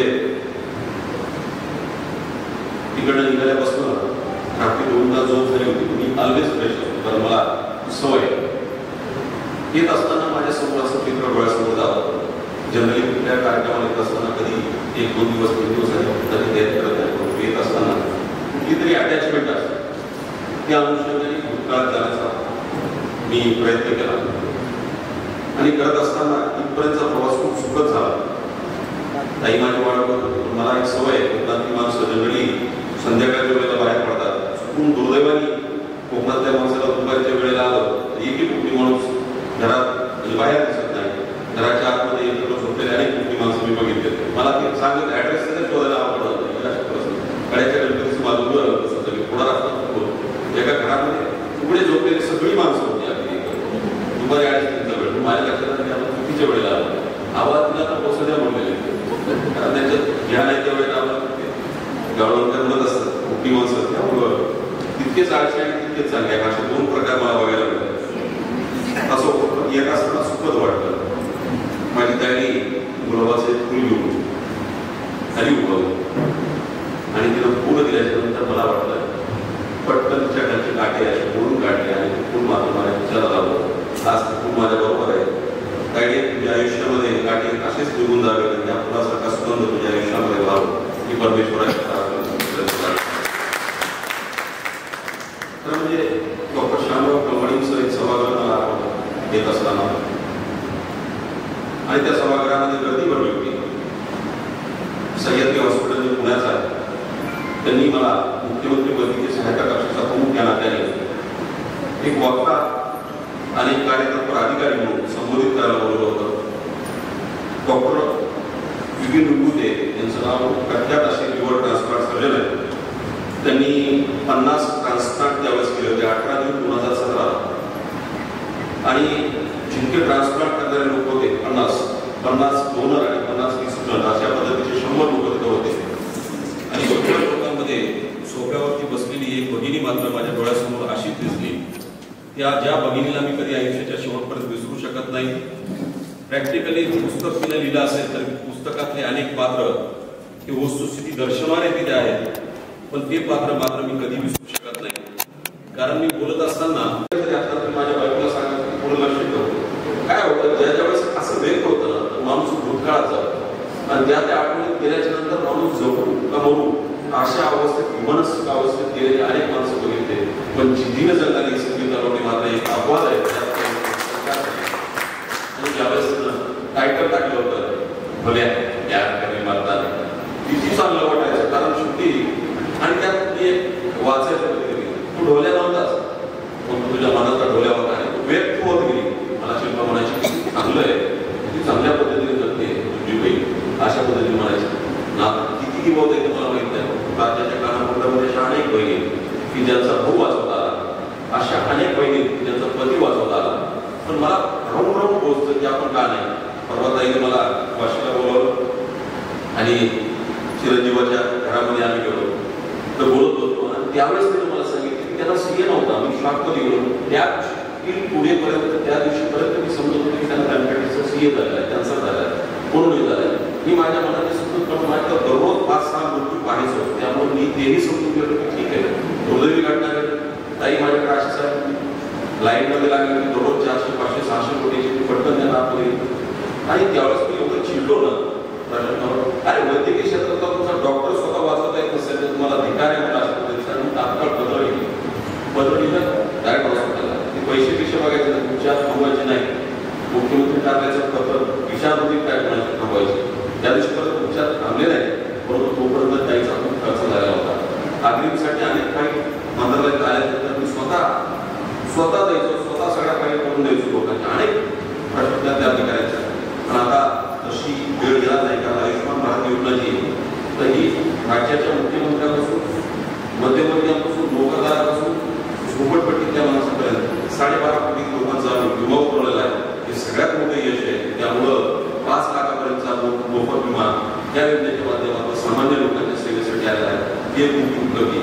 कारण म्हणजे दायित्व बघत असताना मला माझ्या आयुष्यात तू एक टॉपिक लिहिला होतास 15 दिवस तुला मुलगा ऍडमिट असताना देखील ते तिकडं डॉक्टर फिरत गेले जे सांगून अशी माणसं वेगळी असतात.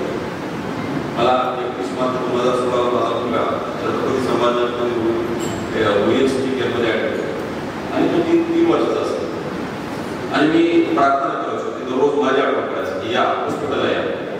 आणि दुर्दैवाने मला जाता आला नाही, 1 दिवस जाता आला नाही, 2 दिवस जाता आला नाही, कारण देशभक्त रतन टाटा यांनी राज्यातल्या विविध हितासाठी 9 करार केले होते आणि त्यातल्या 2 करारांची जबाबदारी माननीय मुख्यमंत्री देवेंद्र फडणवीस यांनी माझ्यावर म्हणून मी प्रार्थना करते देवापाशी की 1 दिवस मुलगा जास्त ऍडमिट करू. सुदैवाने असा कुठला भाग नसतो की आपला मुलगा 2 दिवस जास्त ऍडमिट व्हावा. मी प्रार्थना करायची त्याला मला भेटायला जात यावं. आयुष्यात मी परत ब्लेम करू नये की पहिल्यांदा ऍडमिट झालो आणि आपला बाप तिला आला नाही. शेवटी मला 5 दिवस अशीच वेळ गेली. त्या 5 दिवसाच्या पिरियडमध्ये 9 तासाच्या झोपीशिवाय माझ्या हातात काहीच नव्हतं. शेवटी कसे तरी ती करा त्यातल्या इमोशनल पद्धतीने काही लोकांनी थांबवले होते ते झाले. व्यासपीठावर उल्लेख करण्याचा विषय नाही. आणि माझा मुलगा डिस्चार्ज झाला. आजपर्यंत ओरडतो किंवा मी ज्या आईने सांगितलं ऍडमिट असताना आपल्याला नाही. मी तिला सांगितलं होतं मी जर खरीच लोकांची सेवा करत असेल आणि सामान्य लोकांचा खराच आशीर्वाद असेल तर माझ्या कुटुंबाला कधी आघात होणार नाही, माझ्या मुलाचं काहीच होणार नाही. हा दुर्दैवी आत्मविश्वासाच्या पाठीमागे होता. डॉक्टर भरत बोलले नाही तोच होता. म्हणून ती कदाचित 15 दिवस तुमचा मुलगा असेल तर ते आले नसतील. कारण ही माणसं वैद्यकीय सेवेमध्ये सामान्य लोकांची सेवा करतात, परंतु काही पूर्वसंचित असतात. ज्या पद्धतीनं डॉक्टरांचं निधन झालं अतिशय वाईट घटना. या जन्मात पाप केल्याचा अंश कुठलाही नाही. सावंत साहेब आता सांगत होते इतका मित्रवाशी असताना जो माशी मारू शकत नाही. वैद्यकीय सेवामध्ये अशा ठिकाणी राहून सामान्य लोकांची सेवा करत असताना स्वतःच्या कुटुंबाची प्रतिमा करणारा माणूस. पण काही पूर्वजन्माचं त्या काही असतात अशा गोष्टी मी कधी कधी मानतो. कारण प्रारब्ध आणि नशीब या 2 गोष्टीवर विश्वास ठेवून चालला लागतं. काही गोष्टी आपल्या डोळ्यासमोर असतात परंतु आपण हातवर होतो. त्याच प्रकारे त्यांचा दुर्दैवी ज्या पद्धतीने मृत्यू झाला तो मला खेद येणार होता. परंतु माझ्या आयुष्यात असे अनेक प्रसंग घडले. मी कंपॅरेटिव्ह माझा 7वा मुलाचं पुस्तक लिहिलं. त्यामध्ये मी एक टॉपिक लिहिला आहे आणि त्या टॉपिकमध्ये सुवर्णा फुले नावाची आज मी माझ्या लक्षात आलं की तिच्याविषयी सांगितल्यानंतर तुमच्या लक्षात येईल की काय. 16 एप्रिल 2016 रोजी माझ्या ऑफिसमध्ये मी बसलो होतो. दररोज अशीच गर्दी चालू होती आणि शेकडो गर्दीमध्ये एक घोडसर चेहरा असलेली, संगीताताई सारखाच हे असलेली, एक चांदीचं लॉकेट घातलेली एक मुलगी माझ्यासमोर उभा राहिली आणि तिच्या आयुष्याचा पहिला रेल्वेचा प्रवास करत ती आली होती. ती अहमदनगर म्हणजे अहिल्यादेवीनगर आता सध्याचं पाथर्डी तालुक्यातील शहाजापूर म्हणून नावाचं गाव आहे. त्या ठिकाणी रामनाथ फुले यांची कन्या होती सुवर्णा. ती सगळ्यात मोठी होती. त्याच्यानंतर तिचा भाऊ रवी आणि नंतर छोटा भाऊ दीपक. अशा पद्धतीने 3 जणांचं सुखी कुटुंब. पण गावाकडे उपजीविका भरण्याचं साधन नाही, सगळं खोटं होऊ शकते. आणि अशा परिस्थितीमध्ये उपजीविका वाढण्यासाठी शिक्षण घेऊन तिनं पुण्याला येऊन नोकरी करण्याचा निर्णय घेतला. काही दिवस झाला खासगी कंपनीमध्ये नोकरी चालू असताना अचानक तिला ते दुर्दैवी फोन आला आणि तिला सांगण्यात आलं तुमच्या बाबा पॅरालाइसचा अटॅक आला आणि थोडंफार स्टेबल केलं नगरच्या हॉस्पिटलमध्ये आणि सह्याद्री हॉस्पिटल त्याला घेऊन आले. सह्याद्री हॉस्पिटलमध्ये ऍडमिट केल्याच्या नंतर त्याला एक खुशी हिस्ट्री लहानपणी कुठेतरी पडला होता. आता आजाराला काही हिस्ट्रीच नसते, कसा येईल काय या सगळ्या गोष्टी फार त्या निसर्गात चक्र आहे. आपल्याला कळतही नाही कॅन्सरचं डिटेक्शन कशा पद्धतीचं होतं तेही होत नाही. पॅरालिसिस का झाला ते करण्यापेक्षा आता त्याला सावरून घेणं हे तिचं कर्तव्य होतं. आणि त्या भावावरती कसा तो लहान भाऊ होता, एवढा जीव होता की त्याला 5 लाख पहिल्यांदा ग्रॅन्युटॉमी झाली आधी, नंतर ग्रॅन्युटॉमी करायची अशा पद्धतीने होतं. पहिलं ग्रॅन्युटॉमीचं त्यांचं 4-5 लाख रुपयाचं एस्टिमेट घेऊन ती माझ्याकडे आली आणि तिला काय बोलावं काय करावं ते कळत नव्हतं. दुपारी 2च्या नंतर मी सहमत आहे की गरीब लोकांना 2च्या नंतर जो आतमध्ये दिला जातो प्रवेश तो फार वेदनादायक आहे. पण मी असा होतो की माझ्याकडे वॉकी-टॉकी होती आणि दररोज 100 सामान्य माणसं माझ्या वॉकी-टॉकीवरती वरती यायचे. काही दिवसांनी पोलिसांना देखील एवढी सवय लागली. त्यांनी ओमप्रकाश शेट्टे आणि मेडिकलचे कागद बघितले की 2च्या आत सोडण्याचा पोलीस खाकीवरतीचा चांगला माणूस पोलीस मी तिथं बघितलेला आहे. म्हणून मंत्रालयाच्या पोलिसावरती मी खाकीचा सलूट नावाचं एक पुस्तक लिहिलेलं आहे आणि मी त्याच्यामध्ये शेवट असं लिहिलं होतं की माझ्याकडे पद असेल किंवा नसेल परंतु तिथला जो जे माझ्या कार्यकालामध्ये ज्या पोलिसांनी तिथे ड्युटी केली असेल तो माझा आयडी कधी बघणार नाही. त्याची चाचपणी करण्यासाठी कोविडच्या काळामध्ये बिना आयडेंटिटीचा बसलो. 2 पोलिसांनी आला, 3ऱ्या पोलिसांना अरे ते ओमप्रकाश शेट्टे त्यांना जाऊ द्या. त्याच दिवशी वाटलं की आपल्या खाकीच्या सेवांचं आपलं चीज झालं आणि तुम्हाला सांगतो पोलीस कसेच पाठवायचे आणि तिला विचारला 2च्या नंतर ती आली. आल्याच्या नंतर ती गिरवाणी बोलत होती की तिला बोलता येतो माझा भाऊ असा खूप शांत व्हा, पाणी वगैरे द्यायचो आणि तुम्हाला सांगतात की दररोज काही ना काही स्वीट आहे त्या स्वीट लोकांना थोडं रिलॅक्स केलं आणि सांगितलं की माझा छोटा भाऊ आहे असं असं झालं ग्राउंड मी आता करायचे पैसे नाही आहेत 4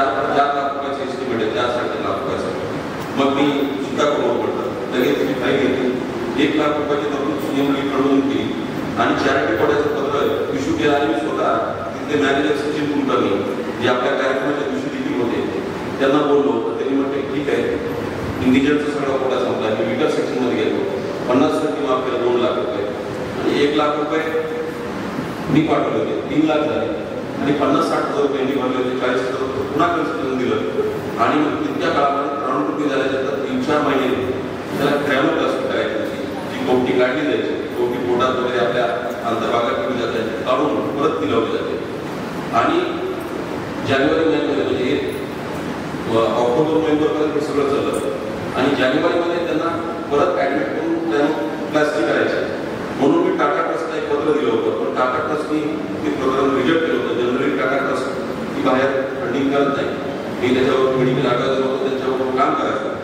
पण यावेळेस मात्र जी बहीण हे झाली डिसेंबरमध्ये, शेवटच्या डिसेंबर हे काय केलं आणि याच्यामध्ये करायचं असं ठरल्याच्या नंतर पैसे जमा होत नव्हते. विकर सेक्शनमध्ये मी म्हटलं 5 लाख रुपये लागणार तुम्हाला, 50% विकर सेक्शन म्हणजे 2.5 लाख, ऑपरेशन करा. मी बघतो, हा शब्द माझा कायम असायचा, माझ्यावरती सातत्याने आरोप असायचा की तुम्ही डायरेक्ट पेशंटला किंवा त्यांच्या नातेवाईकाला सांगता किंवा हॉस्पिटलला सांगता ऑपरेशन करा. मी बघतो बिना कागदाचे खूप ऑपरेशन केले. डॉक्टर ओमप्रकाश शेट्टी तुम्ही खूप वेळेस काढता, वेळ प्रसंग पडली तर तुम्हाला मध्ये जावं लागेल. मी म्हटलं मला शेवटी कोर्टातच जावं लागेल आणि कोर्ट हा माणसाच्या जीवापेक्षा कायद्याला महत्व देणार नाही, तर माणूस जगला तर कायदा मोठा आहे हा सिद्धांत मानणारा मी. म्हणून मी कधी भिलो नाही, आजपर्यंत भिलो नाही. पण या सगळ्या गोष्टी कधी अनियमितता होईल नाही, वेळ प्रसंग पडली, कायदा मोडला नाही, कायद्याची चौकट मोठी केली, कारण ती चौकट माणुसकीची होती. आणि मग तिला डॉक्टरने सांगितलं हे करून टाका.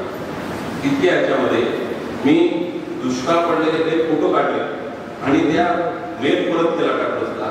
अरे पाथर्डीसारख्या ग्रामीण भागात राहणारी आणि तिची बहीण मोठी आहे, ती त्याच्यासाठी लढते, काहीतरी याच्यामध्ये वेगळी मदत करा. आणि टाटा ट्रस्टनी 2,43,000 रुपये त्याला पाठवले. त्याला फक्त 7,000 रुपये खर्च आला. त्याचा ऑपरेशन झालं, सगळं झालं. माझी ताई काही दिवसांनी मिठाईचा बॉक्स घेऊन आली. मिठाईचा बॉक्स आल्यानंतर मला मिठाई खूप लागली. साधारणतः मला वाटतं 2 महिने मला भेटायला आली मार्चमध्ये 2017.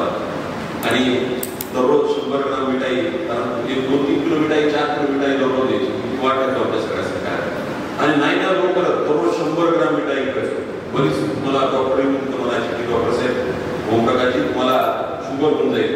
मी म्हटलं इमानदारीच्या मिठाईला कधी शुगर होत नाही, पण बेबाजी मात्र झाल्याशिवाय राहत नाही.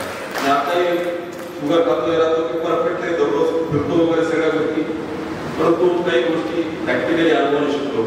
आणि एक सांगू, आमचा संपर्क असाच राहिला होता आणि जी घटना तुझ्याबद्दल घडली नाही तशीच घटना घडली. तो सगळा 100% क्युअर झाला होता.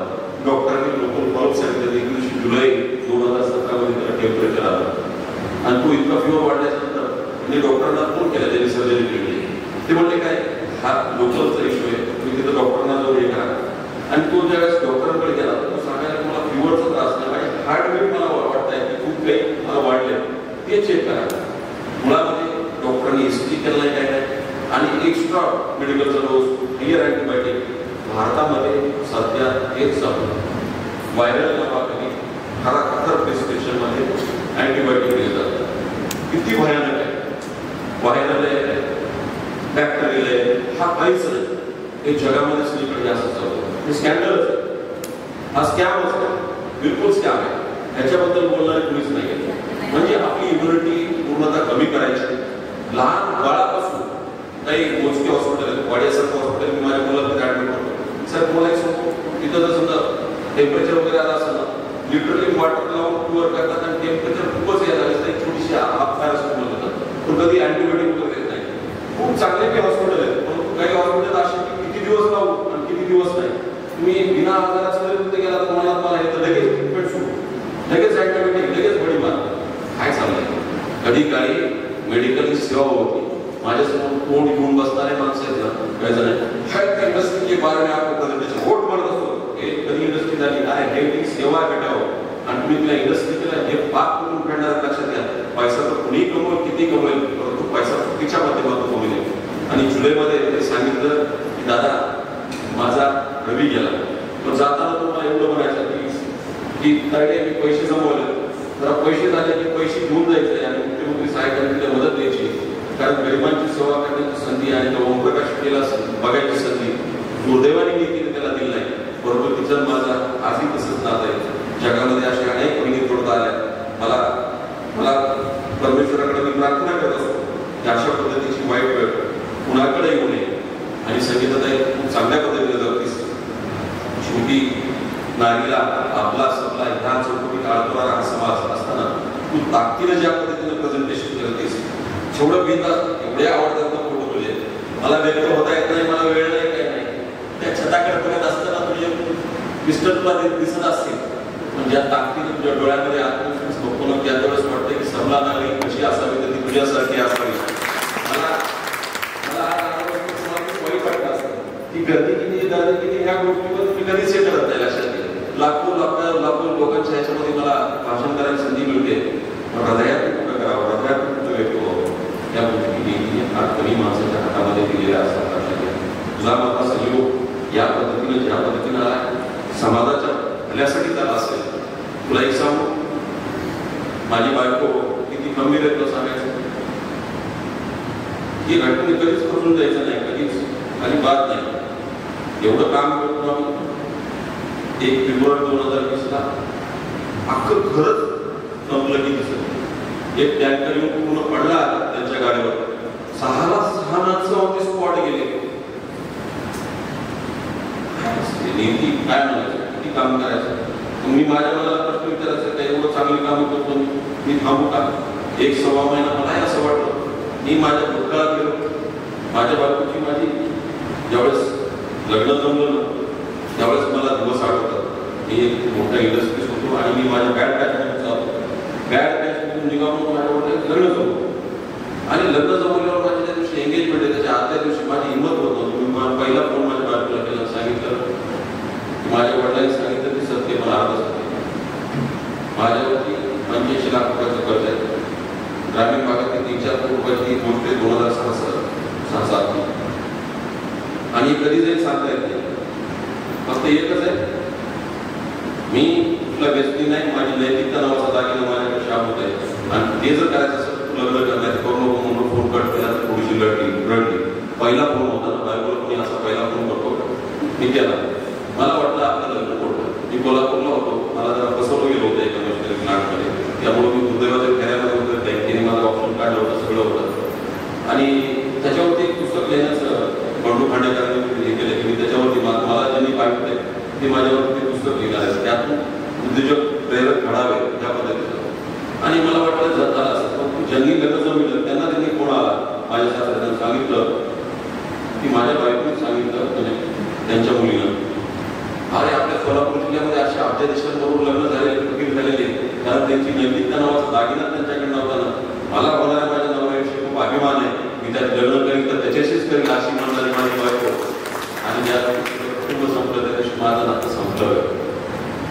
हा तिचा नवरा होता म्हणून नव्हतो. आज बाप म्हणून मी तिची जागा घेतली. कारण स्त्री ही माताही असते, स्त्री बहीण असते, स्त्री पत्नी असते. तिचा कधीतरी बाप होण्याची संधी परमेश्वराने दिली असत. तिच्या डोळ्यातून आता अडचण येत नाही. 6 माणसं गेल्यानंतर मी कधी भावनावेश होतो तर ती खंबीरपणे राहते की नीतीने दिलेला कौल आहे आणि तुझ्यासारखा पती बापाच्या स्वरूपामध्ये मला मिळाला. हे सर्व प्रॅक्टिकल माझ्याकडे डॉक्टर गेले असते तर डॉक्टर एक विचार करून गेले समाजाची सेवा करतात. मी दररोज असे 4-5 मृत्यू बघतो. मृत्यू झालेल्या माणसाची संवाद साधत असताना प्रेमाशिवाय कुठलीच गोष्ट नाही. आणि तू प्रेमात एवढी डुबलीस त्याला डोळ्यामधून ज्या पद्धतीने तू प्रेम करतेस ना ते त्याला तोडच नाही.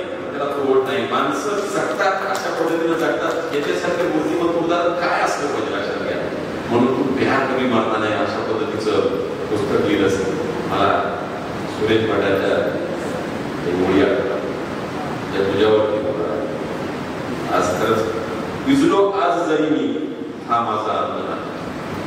विजलो आज जरी मी हा माझा आनंद नाही.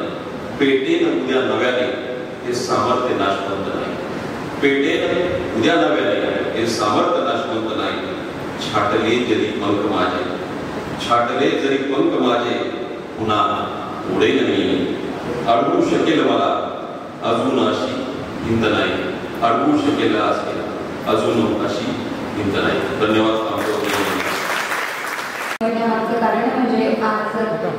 संगीता आणि डॉक्टर भारत यांच्या लग्नाचा वाढदिवस आहे आणि त्यामुळेच आजचा हा दिवस त्यांनी पुस्तक प्रकाशन सोहळा करण्यामध्ये निवडलेला आहे.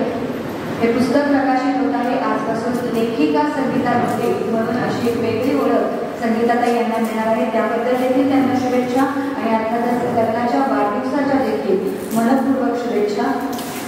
सर्व मान्यवरांच्या हस्ते या ठिकाणी पुस्तकाचे अनावरण करून हे पुस्तक आजपासून सगळ्यांसाठी खुलं करण्यात येत आहे, उपलब्ध करून देण्यात येत आहे.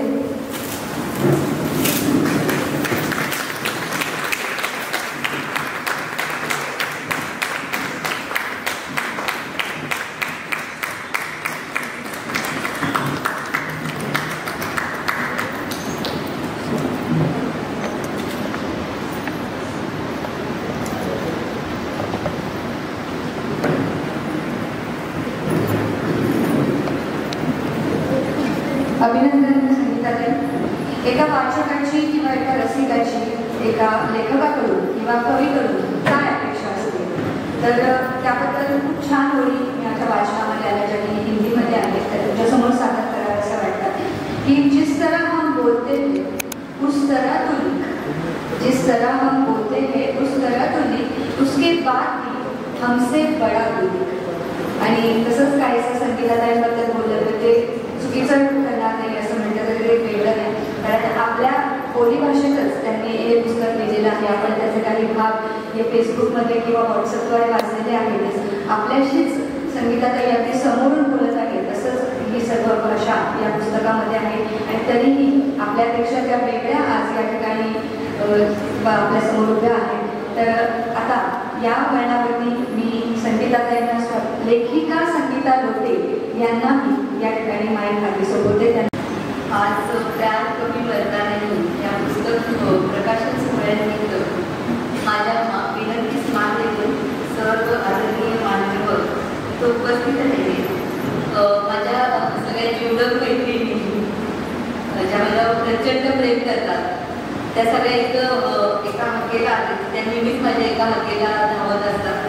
त्यांचं मी मनापासून स्वागत करते. मी माझ्या थोडक्यात मनोगत व्यक्त करते. खरं तर मला लिहिणं जरा बरं येतं पण बोलताना बोलायला थोडंसं नाही जमत. असं मैत्रीण खूप छान बोलते, म्हणजे फेसबुक ब्लॉगमध्ये बोलताना थोडं छान जमत नाही. मी वाचून दाखवते. तर मी माझं मनोगत तुम्हाला सगळ्यांना थोडक्यात सांगते. माझ्या जीवनातील ही पहिलीच साहित्यिक कलाकृती आपल्यासमोर सादर करताना माझ्या मनात संमिश्र भावना आहे, म्हणजे थोडा आनंद आहे, थोडं दुःख आहे. आनंद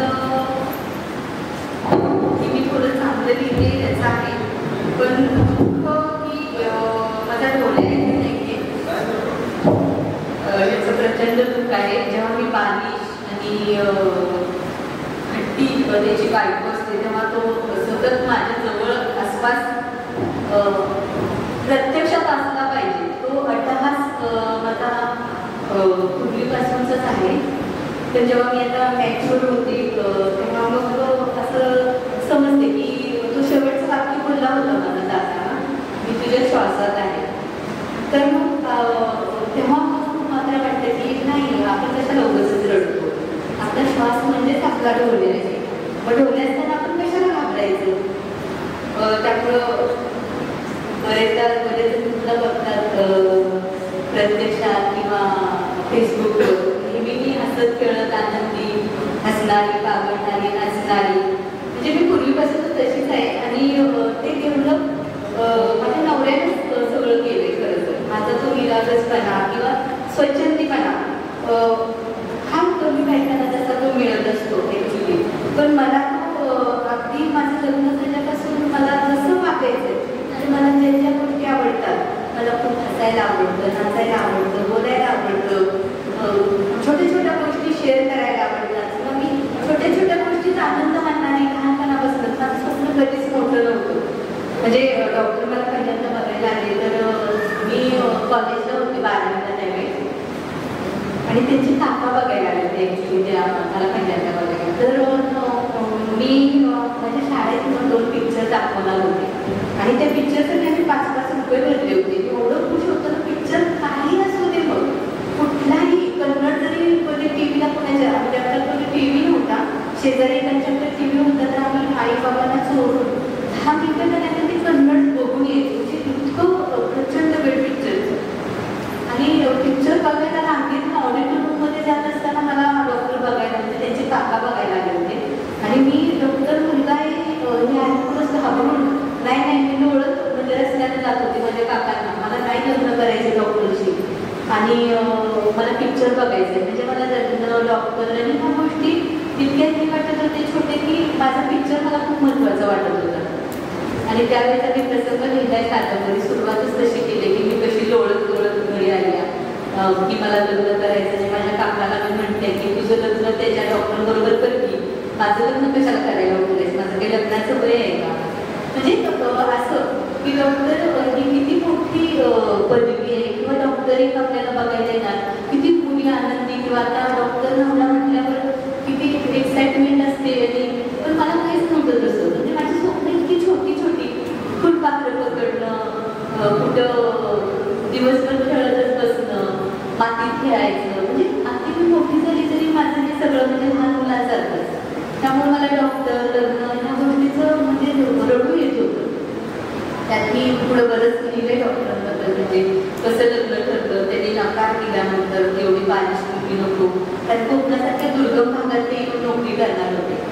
त्यांचं स्वप्न होतं. म्हणजे एखाद्या डॉक्टरचं कारण की काय स्वप्न असतं की मी मोठं हॉस्पिटल टाकणार, मी खूप सारे पैसे मिळवणार किंवा म्हणजे हेच बऱ्याच लोकांचं म्हणजे आता तर तो मी म्हणते की व्यवसाय झालाय. खरं तर डॉक्टर ही सेवा न होता व्यवसाय झाला. म्हणजे जेव्हा मी माझ्या नवऱ्यासोबत इकडे आले कोकणात, इतकं दुर्गम भाग, म्हणजे ज्या दिवशी मी आले ना तर त्या दिवशी लाईटच नव्हती. मी 50 लोकांच्या एकत्र केलेली मुलगी, म्हणजे माझ्या घरात 50 लोक, आणि त्या लोकांना असं एकदम येऊन एका माणसासोबत राहायचं. आणि त्यातच रात्री 1 वाजता पेशंट आला, लाईट गेल्या, आणि मी कधीच आयुष्यात एकटी राहिलेली नाही. तो प्रसंग म्हणजे मी दुसऱ्या दिवशी निघून जाणार होते की नाही बाबा मी असल्या ठिकाणी नाही राहू शकत. भले मग डॉक्टर नवरा आहे, म्हणजे तो देखणं आहे, म्हणजे मला स्वतः ठेवला नंतर, पण मी माणसाशिवाय कशी राहणार ना. म्हणजे मी ती रात्री अशी रडून काढली होती, डोळे अक्षरशः. आणि तेव्हा नाक चावलेला पेशंट आला होता, ते मला सांगून गेले होते की तू घाबरू नकोस, मी येतोय 10-15 मिनिटात. आणि लाईटमॅन म्हणजे आम्ही लाईटमॅन म्हणजे काय झालेलं, आम्हाला रूम मिळाली नव्हती. आणि दुर्गे कंपाऊंडर म्हणून तिथे कंपाऊंडर होते, त्यांनी रूम मिळत नाही, ते गेले होते गावाला. तर म्हणाले की साहेब तुमचं नवीनच लग्न झाले, 15 दिवस झाले, वहिनीला घेऊन इकडे या आणि राहा आम्ही येईपर्यंत, तोपर्यंत तुम्हाला रूम पण मिळेल. पण रूम काही केल्यानं मिळत नव्हती. म्हणजे त्या इतकं ते खेडं गाव ना, जिथं भाजी सुद्धा मिळायची नाही किंवा जायचं भाजी आणायला जायचं तर 18 किलोमीटर, ते एसट्या पण 1 किंवा 2, जितकं दुर्गम. आणि म्हणजे ते त्यांचं दिवस होतं की मी एका छोट्या खेड्यात दुर्गम भागात जाऊन काम करणार आहे. त्यासाठी त्यामागची कारणं पण मी त्यांनी लिहिली, का त्यांना ते दिवे वेळे झाले होते किंवा डॉक्टर होण्याचं त्यांचं स्वप्न त्यांनी कसं साकार केलं. तर ह्या सगळ्या प्रवासात जो आपल्या बायकोला म्हणजे स्वतंत्र, म्हणजे एक व्यक्ती म्हणून स्वतंत्र फार कमी लोकांना मिळतं, बायकांना मिळतं. पण मला ते प्रचंड स्वतंत्र दिलं, म्हणजे की तुझं काय पाहिजे, तू ते आनंदानं जर तुला फुलपाखरं पकडणं वाटतंय पकड. म्हणजे ते फोटो काढायचे, म्हणजे जेव्हा कॅमेरा आहे किंवा काय आहे. पण जेव्हा कॅमेरे नव्हते काय नव्हते, मला ते घेऊन जायचे नदी किनारी, तुला फुलपाखरं पकडायला आवडतं, पकडत बस. म्हणजे ते निवांत बसायचे तिथं आणि मी फुलपाखरं पकड, ते घोडे पकड, म्हणजे असलं. इतकी अल्लड आणि छोटी होती मी. तर तो प्रवास किंवा नंतरचा प्रवास माझा त्यांनी सांगितलं की एक दिवस डॉक्टर PGला, मग त्यानंतर आमची बदली ओणीला झाली 1 वर्षानंतर. ते पण दुर्गम भाग, मोठं हायवे होता, मुंबई गोवा हायवे, त्यामुळं एसटी वगैरे जरा बऱ्यापैकी तासाला तरी मिळायचं, म्हणजे जर आपल्याला तालुक्याच्या ठिकाणी काय आणायला जायला. पण तो पण तसा दुर्गम भाग की तिथं भाजी नाही मिळायची किंवा बेकरीचा पदार्थ एखादा मिळायचा नाही, काहीच मिळायचं नाही. म्हणजे अगदी फक्त कडधान्य अशा छोट्या छोट्या म्हणजे ज्या गोष्टी असतात नाही, एखादं छोटं दुकान त्यातच तेल मीठ मिरच्या म्हणजे सगळं त्यात बटाटे कांदे, कारण आम्ही कांदे बटाटे मग आम्ही जरा विकल्यासारख्या बऱ्यापैकी शहरात राहत होते, तर तिथं कांदे भाजीपाला सगळं वेगवेगळं असायचं.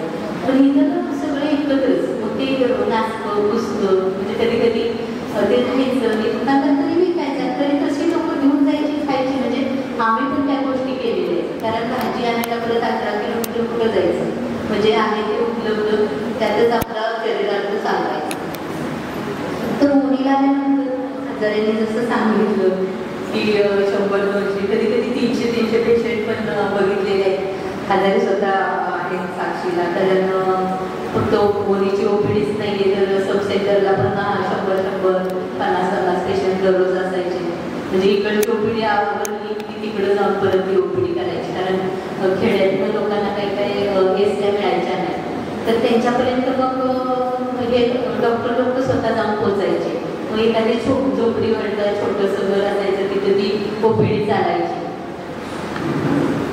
तर अशा दुर्गम भागात ज्यांनी स्वतःचं आयुष्य वाहिलं म्हणण्यापेक्षा त्यांनी ते आनंदानं केलं. म्हणजे कधी त्याचं हे नाही की मी मोठं काहीतरी केलंय किंवा तो बडेजावपणा किंवा एक असतं ना डॉक्टर एवढा आहे ते, म्हणजे इतके ते डाऊन टू अर्थ. म्हणजे आता मी घेताना मला असं प्रत्येक ओळीला म्हटलं की किती माणूस डाऊन टू अर्थ होता ना, म्हणजे किती साधेपणा जगण्यात. म्हणजे मी कधी ते हॉस्पिटलला गेली तर मी सांगायची आम्ही मिसेस लोटे, डॉक्टरांची मिसेस आहे म्हणून मिसेस लोटे.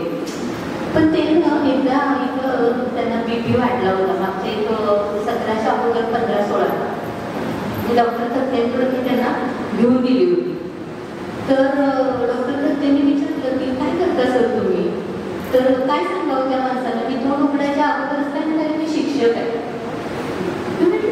शिक्षक कधी झाले, म्हणजे मलाच आश्चर्याचा धक्का बसला. तर ते त्यांना कुठले बेनिफिट घ्यायला आवडायचे किंवा ते स्वतःची किंवा त्या डॉक्टरांना पैसे न देता आपण कापूकट तपासून घ्यायचं. म्हणजे असं कसं माणूस असू शकतं ना. किंवा मी जे डॉक्टरांकडे पण एकदा घेऊन गेलेली, तिथं पण डॉक्टर म्हणून सांगितले नाही, आणि त्यांनी एवढे THO होते या तालुक्याचे, पण कधी असं स्वतःहून ते बातम्या किंवा मी हे काम केलंय मी ते काम केलंय जास्त. बघा बऱ्याच लोकांचं छोटं काम असलं तरी ते खूप साऱ्या लोकांपर्यंत जातं, पण हा माणसाचं मला नाही वाटत की त्यांनी स्वतः किंवा राजापूरला मात्र बरेचदा माध्यमांनी खूप त्यांचं जय जयकार केला. आनंदीबाई जोशी पुरस्कार म्हणा किंवा कर्वे पुरस्कार, हे जेव्हा ते हे पुरस्कार खरोखर कुठे साध्या माणसाला मिळत नाही ना. म्हणजे जेव्हा मी हा पुरस्कार पुन्हा कुणाला मिळतो हे सर्च केलं, मला या पुरस्काराबद्दल लिहायचं होतं कादंबरी, तेव्हा एका डॉक्टरांनी मला वाटते कळवणीच्या का काहीतरी इथल्या जवळच्याच त्यांच्या PhDला हा पुरस्कार मिळालेला, आणि त्या पुरस्काराबद्दल त्यांनी इतकं डिटेल सांगितलं होतं ना की पुन्हा कुणाला हा पुरस्कार मिळतो, काय काय त्यासाठी त्याग करावा लागतो. तर ते मी कादंबरीत लिहिलंय की कुठल्या माणसाला तो पुरस्कार किती म्हणजे उन्हावून घेतलेला असते त्या माणसानं त्या कामाप्रती, किंवा किती डेडिकेशननं तो माणूस काम करत असतो. हजारे आहेत साक्षीला, किंवा शेवटी डॉक्टर धुमाळ म्हणून जे इथं भूलतज्ञ आहे त्यांनी शेवटी लिहिलंय, म्हणजे त्यांचं मनोगत ह्या कादंबरीत त्यानं लिहिलंय की म्हणजे साधा ताप आलेला पेशंट जरी 12 वाजता ना तरी डॉक्टर हसत अगदी जाऊन तपासायचे. मला पण लागायचं आणि साधा ताप आलेला पेशंट किती 12ला 1ला 2ला का तपासता, सिरियस पेशंट तपासा ना. पण त्यांचं तसं नाही, पेशंट आहे ना म्हणजे त्याला काहीतरी यातना होत असते म्हणूनच तो आलेला तरी 12 वाजता. ती जी भावना असते ना ती फार कमी लोकांच्या मध्ये असते. म्हणजे मी पण कधी कधी त्यांना म्हटले की काय तुम्ही डॉक्टर किती रात्रभर दिवसभर तुम्हाला किती त्रास होतो, 3-3 दिवस झोप नाही, तर कधी कधी ते चक्कर येऊन पडलेली अक्षरशः, बरेचदा त्यांना खूप त्रास झाला या गोष्टीचा. मी रागवायची की आता माझा नवरा म्हटल्यावर मला त्यांची काळजी असणारच ना, की तुम्ही एवढं काम करताय कशासाठी, तुम्हाला काय शासनानं इतकं दिवस रात्र काम करायला आणि एका डॉक्टरला द्यावे ना 2 डॉक्टर, एक दिवस तुम्ही काम करावं, एखाद्या दिवशी दुसऱ्या डॉक्टरनं काम करावं नाही का. एकच माणूस 24 तास इतका राहणार, म्हणजे तेव्हा मला त्या गोष्टी पटायच्या नाही. पण त्या गोष्टीनं त्यांनी कधीच भीक घातली नाही माझ्या गोष्टी नेहमी कचऱ्याच्या पेटीत गेलेल्या आहेत.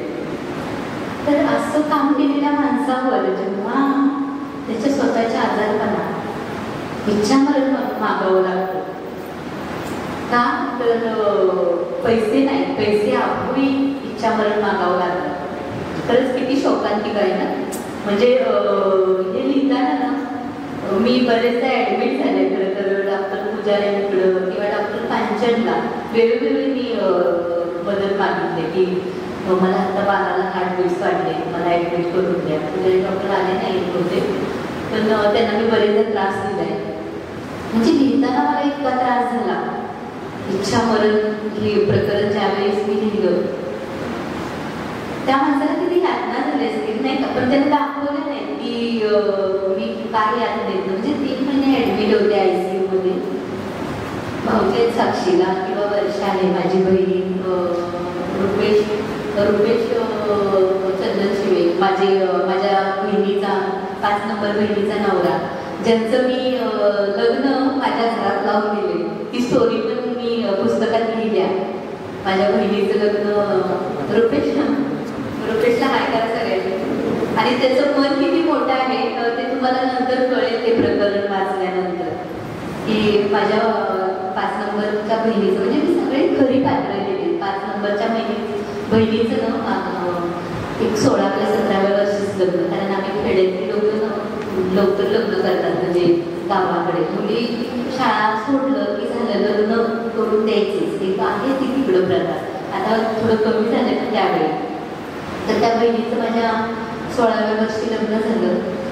ती नांदायला म्हणजे ज्या दिवशी गेली ना लग्न करून त्याच दिवशी तिच्या नवऱ्याने काय सांगितलं की माझं अफेअर आहे आणि मी तुला काही नांदवणार नाही, माझ्या हळद उतरण्यासाठी माझं लग्न केलं. म्हणजे त्या छोट्या मुलीला काही घटना झाली असतील म्हणून नाही का. आता जेव्हा मी हे प्रकरण लिहिलं ना आता सुद्धा बोलताना अक्षरशः काटे अंगावर आले की किती बायकांचं दुर्दैव. म्हणजे बायका जन्माला खरंच दुर्दैवी गोष्टी वाटतात. म्हणजे मला मुलगी होईल म्हणून मी खूपदा नवस बोलले पण ही गोष्ट लिहिताना मला खूप त्रास झाला की ज्या मुलीला काहीच कळत नाही आणि त्या नवऱ्याने सांगावं की नाही नाही माझी हळद उतरण्यासाठी माझ्या घरच्यांनी तुझ्या बरोबर जबरदस्तीने लग्न केले. आणि ते लग्न मोडलं. म्हणजे ती दुसऱ्या दिवशी आली. माझ्या माहेरच्यानी पण काय करू शकले नाही कारण बालविवाह झाला होता ना त्यामुळं आम्ही अडकलो असतो. त्यानंतर मग माझ्या वडिलांनी तिचं एका शिक्षकाशी लग्न हे करून दिलं म्हणजे ठरवलं. तो एक शिक्षक खूप म्युझिकल होता. काही दिवसांनी त्याला कळालं की हे अडाणी की हिचा पुढं ही काही करू शकणार नाही लाईफमध्ये वगैरे काय असेल त्याचं. पण त्यानं साखरपुडा झाल्यानंतर नकार दिला त्या नवऱ्याने सुद्धा. पण त्या मुलीवर किती काय घेतलं असेल ना. मी तिला घेऊन आले माझ्याकडं आणि त्यानंतर तिला शिकण्यासाठी मी खूप प्रोत्साहन दिलं की नाही तू शिकायचंय, तू काहीतरी करायचंय, तुला मी काहीही करेन. म्हणजे माझ्या तर ऐकत आहे की तुला शिक्षण म्हणजे तुला काय कुठले कोर्स करायचा आहे काय करायचं ते कर, तू काहीतरी मोठी बन. लग्न ही काही फायनल नसतं म्हणजे आयुष्य नसतं. पण तिचा जगण्यातला मूडच गेला होता ह्या 2 गोष्टी. म्हणजे ती हसणारी खेळणारी माझ्यासारखी आनंदी मुलगी पण एकदम डिप्रेस राहायला लागली. म्हणजे ती मला बरेचदा म्हणाली पण आता मला आत्महत्या करू वाटते. तर मी म्हटलं तिला नाही नाही असं काय करायचं नाही, तू ये. मी तिला जाऊन घेऊन आले माझ्याकडे चिपळूणला. आणि त्यानंतर मी तिला सहज म्हटलं अगं तुझं कुणाबरोबर प्रेम वगैरे कधी होतं का. तर ती म्हणाली नाही घातला. तर मग तुला तुम्ही लाईक केलंय का लाईफमध्ये. तर ती म्हणाली हां हां. मग त्या रुपेशचं नाव घेतलं जो माझ्या समोर आहे तिचा नवरा. तर मी गेली गावी आणि त्याला डायरेक्ट विचारलं म्हटलं तुला ती आवडतं काय. तर तो घाबरला कारण माझं विद्यात काय मला खूप घाबरतात सगळे लोक. म्हणजे सगळे म्हणतात मी फटकळ आहे किंवा मी सडेतोड बोलणारी त्याला जास्त आहे. तो घाबरून नाही म्हणाला. तर मी त्याला प्रेमानं म्हटलं की तुझं खरंच जर प्रेम असेल म्हणजे तू तिला लाईक करत असेल तर कधीही सांग मला फोन कर, मी तुझं लग्न लावून देईन.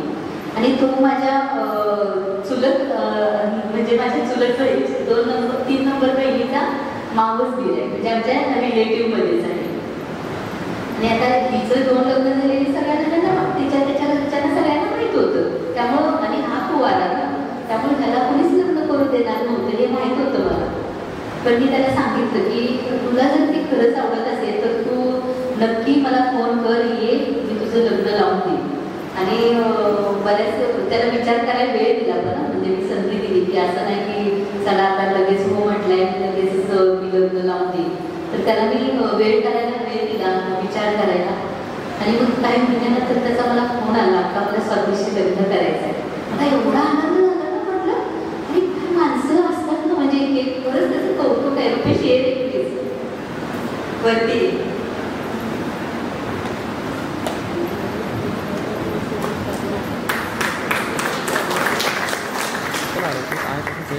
थोडासा एकदम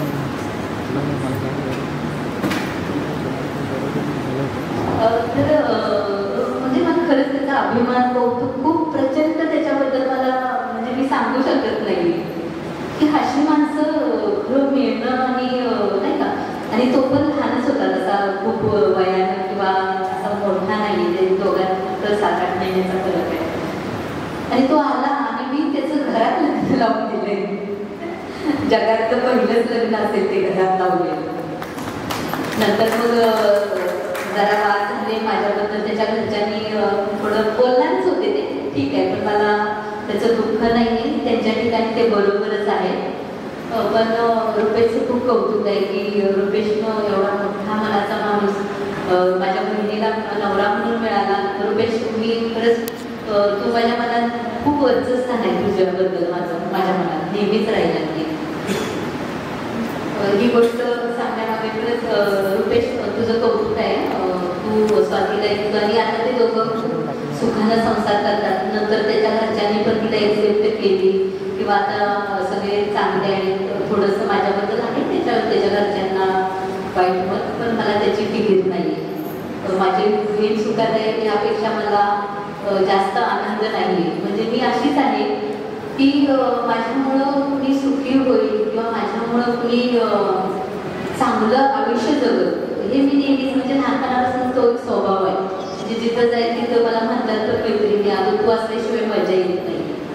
मग कोणी असू दे ना, सारखा बसलेले आहेत. म्हणजे ट्रीप जर आमची कुठं निघाली असेल आणि मी जर नसेल तर मग ती ट्रीप कॅन्सल होते बरेचदा. तर भरभरून प्रेम करा. खरं तर तुम्ही इतकं भरभरून प्रेम करता ना की त्याला तोड नाही. मी आता त्या मैत्रीबद्दल पण बोलणारच आहे. आणि जेव्हा डॉक्टर आजारी होते तेव्हा ह्या सगळ्या मैत्रिणींनी, खरं तर बायका 10 रुपये देताना पण खूप विचार करतात, कोणालाही, जे आजपर्यंत रेकॉर्ड आहे जगात की 10 रुपये देताना सुद्धा खूप विचार करणाऱ्या बायका आहेत. पण ज्या दिवशी ऑपरेशन होतं तेव्हा माझ्याकडे खरंच 1.5 लाख रुपये होते अकाउंटला, आणि 4.5 लाख रुपये तेव्हा दीनानाथ मंगेशकरमध्ये खर्च सांगितला होता. पण 3 लाख आणायचे कुठून? पण मी निगम करवडची, आता समोर बसल्या निगम प्लीज उभा राहा, तिनं एका मिनिटात काहीही विचार न करता 3 लाख मला ट्रान्सफर केले एका मिनिटात. म्हणजे इतकं असं एखाद्याचं खरोखर, म्हणजे अशा मैत्रिणी मिळणं मी खरंच खूप भाग्यवान आहे. म्हणजे मी नीता अंबानीपेक्षा खूप श्रीमंत आहे. जर नीता अंबानीला इथं बसवलं ना तर मी तिला टक्कर देऊ शकतो. मग त्याला 15 दिवसात द्या की कादंबरी प्रकाशित करून म्हणावं, म्हणजे काय समजत नाही ना. पण ती प्रकाशन इतकी मोठी प्रोसेस असते ना. जेव्हा मी आता गेले हे सगळं बघायला तेव्हा त्या प्रकाशकाकडून लाईन असती, रोज हे असतं, म्हणजे लेखकांना बोलवलेलं असतं आणि मग खूप प्रोसेस असते ती मोठी. आणि बरेच लोकांची म्हणजे मोठ्या मोठ्या दिग्गज लेखकांचे नंबर डिसेंबरला आहेत आणि मला 15 दिवसात फोन देणार होतो. पण राजा सरांनी एक शब्द टाकला हिरावाल्यांना, म्हणजे तांदळे मॅडम, अमृता तांदळे आणि शरद तांदळे खूप मोठे लेखक उद्योजक आहेत. ते येणार होते पण काही प्रॉब्लेममुळे आले नाही. पण इतकी चांगली माणसं, आणि राजा सरांच्या एका शब्दाला त्या बाईनं माझं लगेच मागितलं व्हिडिओ आणि ॲडमिटिंग पण सुरू दुसऱ्या दिवशी. म्हणजे काही बोलणं पण नाही पैशांच्या व्यवहार किंवा काय द्यायचं काय घ्यायचं किंवा कादंबरी काही नाही. मला चला मला प्रकाशन करायचे, राजा सर तुम्ही मला प्रकाशन पण द्या आणि प्रकाशन मला पण द्या आणि लिहून पण द्या, म्हणजे काय त्याची आयडेंटिटी वगैरे. म्हणजे आपण असं कोणाला करतो जे आपल्याला आपले वाटतात, आणि मला सगळेच आपले वाटतात. म्हणजे माझा स्वभावच असा आहे की कोणीही माझ्या आयुष्यात येऊ दे मला सगळेच आपलेच वाटतात. मग मी त्या तेवढ्या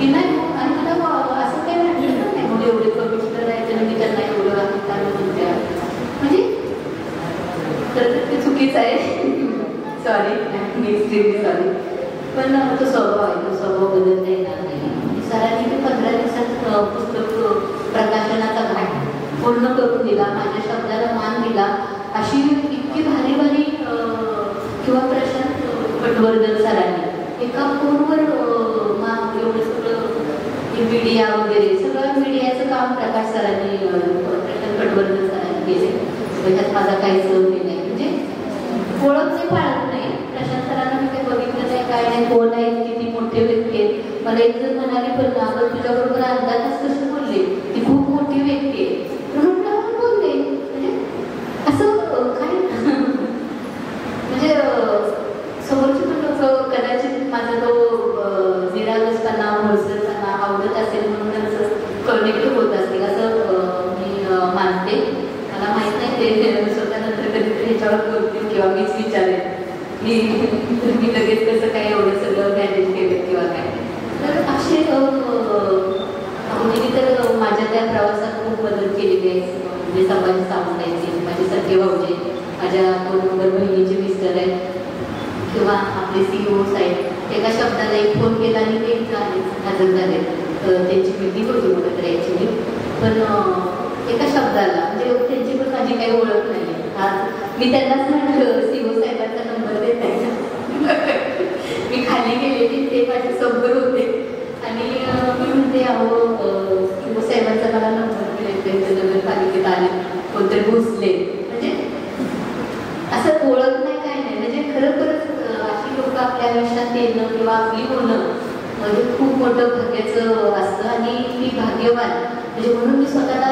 सगळ्या या श्रीमंत लोकांच्या यादीत मी स्वतःला फर्स्ट समजते अंबानी नीता ह्या मला खालच्या वाटतात माझ्यापेक्षा कारण माझ्यावर अशी भरपूर माझ्यावर प्रेम करणारे लोक आहेत आणि तुम्ही असंच माझ्यावर भरभरून प्रेम करत राहा त्याची उतराई मी नेहमीच करत राहील अगदी भरभरून प्रेम देऊन कारण असं आहे की जो देतो ना त्याला 10 पटीनं 100 पटीनं मिळत असतं कदाचित मी जे 1 पटीनं तुमच्यावर प्रेम करते ते तुम्ही मला 1000 पटीनं देता आणि म्हणूनच मी एवढी समृद्ध कादंबरी लिहू शकली बरं या कादंबरी लिहिताना मला खूप अडचणी आलेल्या ही माझी अंजू मैत्रीण जी मला खूप एन्करेज करायची रोज मी सकाळी 2 तास चालायला जायची म्हणजे मी प्रत्येक डिप्रेशनमध्ये असायची पहिली ओळ लिहिल्यापासून मी डिप्रेशनमध्ये कारण या आठवणी लिहिणं तसं खूप सोपं नाही खूप त्रासदायक आहे तर ती मला रोज वेगवेगळ्या गोष्टी सांगून हसवायची आनंदी ठेवायची दिलं रेशमा रोज आईस्क्रीम खायला शुभांगीनं तर एकदा शुभांगी म्हणजे ट्रीप काढली का तर मी डिप्रेशनमध्ये आहे म्हणजे एवढी प्रेम करणारी लोक आपल्यासोबत असताना खरंच आपल्यासारखं थोडी श्रीमंत नाही आणि खरंच मी जगात सगळ्या श्रीमंत बाई म्हणून मी स्वतःलाच जाहीर करते आणि मी माझं मनोगत पूर्ण करते तुम्ही माझ्यावर असंच भरभरून प्रेम करते धन्यवाद नियोजन करायचं असेल तर झाडे लावा झाडे जगवा आणि आयुष्यभराचं नियोजन करायचं असेल तर माणसं कमवा आणि आयुष्यभराचं नियोजन हे संगीताताई यांनी केलेलं आहे असं म्हटलं तर ते चुकीचं ठरणार नाही या निमित्ताने या संगीताताईंच्या या पुस्तक प्रकाशनाच्या निमित्ताने आज एवढे छान छान माणसं आपल्याला पाहायला मिळाली त्यांना ऐकायला मिळालं त्याबद्दल मी देखील या सगळ्या श्रोत्यांच्या वतीने आपले आभार मानते या ठिकाणी मी एवढंच म्हणू इच्छिते भेट तुमची अशीच घडून गाणी पडत राहू सूर विचारांचे मांगल्याचा हा क्षण पाहून आता निनादत आहे सूर आभारांचे